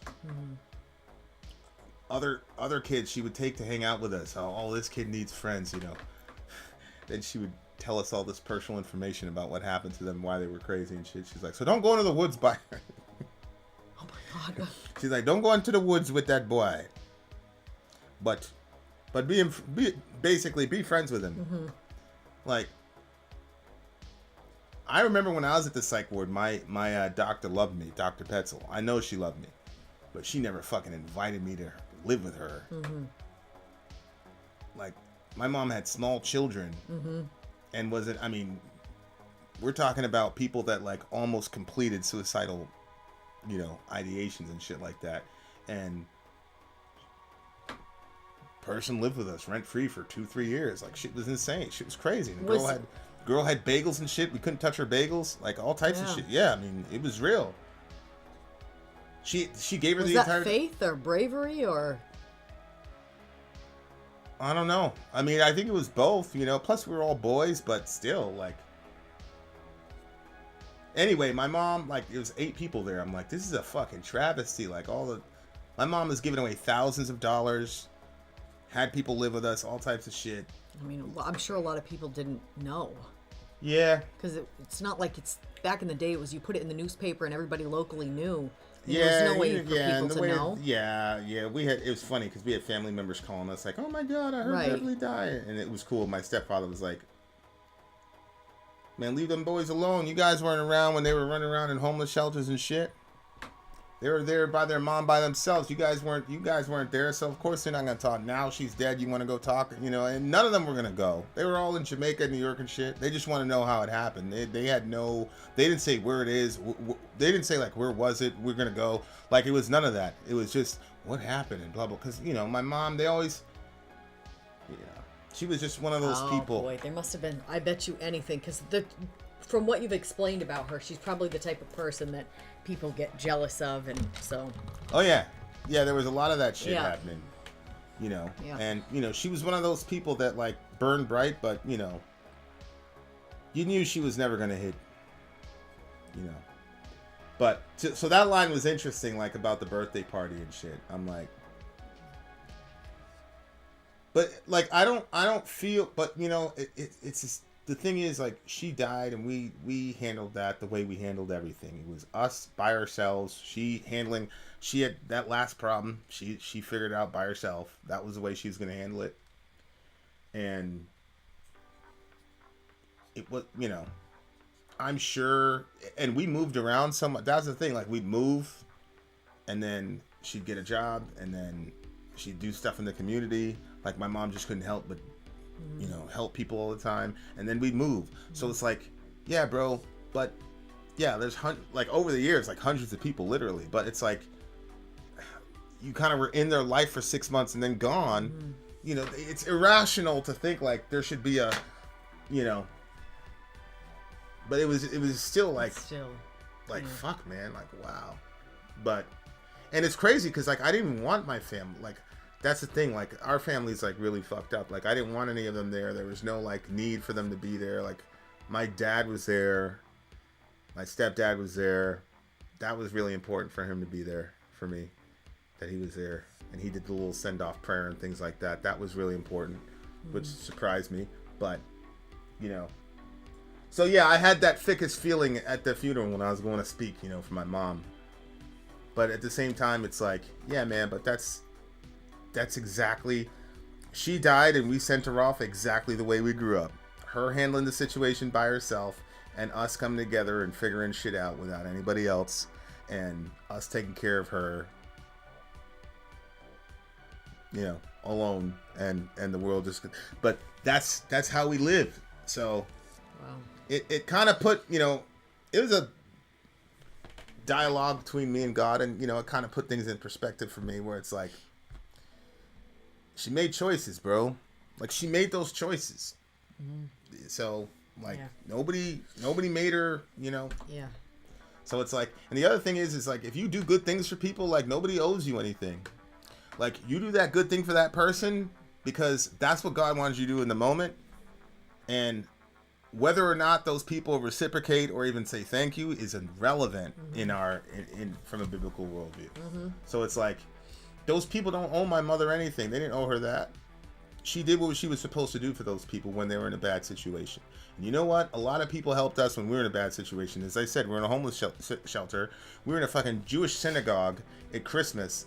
And the Jews came out, got us Christmas presents. And on Christmas, when, you know, the place was empty, these Jewish people brought their kid over there, because the kid was my age, to play with me. So I could have something to do at Christmas with the Christmas presents that they bought us. So we also, I've never gone back and thanked those people. I don't even know who those people are. You see what I'm saying? So it's like, my mom did a lot of great things for people. They don't owe her anything. You know, like, she did what she was supposed to do. And, you know, she did it for God, and God is there, and she's with God now, and that's that. But I just think that there's a lot of those people that, given the opportunity, like, would have wanted to be there. Like, I'm sure that the way that she impacted people was like, you talk about Dr. Petzel all the time. Like, whenever that story comes up, you always talk about how Dr. Petzel treated you. So the way that she was, I mean, she freaking opened her home to people. Like, I'm sure that there's a lot of people that, you know, they think about her and they're like, oh, I wonder where she is, what's going on with her. And if they knew, I'm sure that they would have, I agree if they were able to be. Yep. I agree with that. So it's a good song. This MJ, you really need to check out where How Do Ghosts Work by this band. It's currently the song of the year for me. It got an 11 for me, which I don't even think I gave out an 11 all of 2022. Really, really good song. This song gets a solid 9 for me. What do you got? That was a solid 9 as well. Yep. Freaking Thewackytor. Thank you very much for introducing us to this band. Everybody get a 22 for the Thewackytor. That was really, really good stuff, man. This band. We've reviewed them before, but like now we got a real deep dive into this band, man. And I feel this is like I thought System of a Down was the most unique commercial band I've ever heard. System did a lot of different weird things, like boga, boga, boga, boga, boga, boga. They did a lot of weird, playful things, but these guys are like System of a Down, like This is crazy. on a much more higher level because of the musicianship. No disrespect to System, no disrespect to System, but these guys are just unbelievably, really, really, really good, really, really good. And yes, BC, the best thing I've ever done was get into Outpatient. Nothing to be ashamed of. Hell no, nothing to be ashamed of. You should be very proud of that. Very well done. All right, guys. Much love to all you beautiful people. We are out of here until the next episode. Yes. Same bat time, same bat channel. Speaking of which, one of our own villagers went to Amazon.com and got and bought 3, count them 3. 1, 2, canisters of Fuji Bear formula. So shout out to Michelle for that. Michelle, I think if you could tell me your size, we can get a autographed shirt on the way for you. There's going to be other goodies as well for people that go to Amazon and get the Fuji stuff. Should be in the description. But if you go to Amazon and buy it and put a review out there, send us a screenshot of that, and I think you'll be extremely delighted with what happens as a result of that. Now, we cannot tell you that if you were to buy a thing and leave a good review, that something good would come your way, because that's against Amazon's rules. So we would never say that. No, we would never say that. Okay. Kai, I did get your thing, and we will make sure that that gets taken care of this week, inshallah. Okay, Thewackytor, really good stream, man. Really, really good job. I loved being able to deep dive into this group, man. I really, really appreciate it. All the other DJs, you guys are awesome. This is great.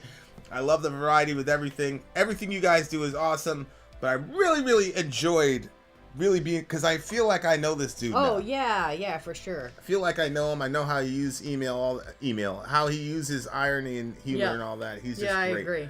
Good job. We love you all. Vin out.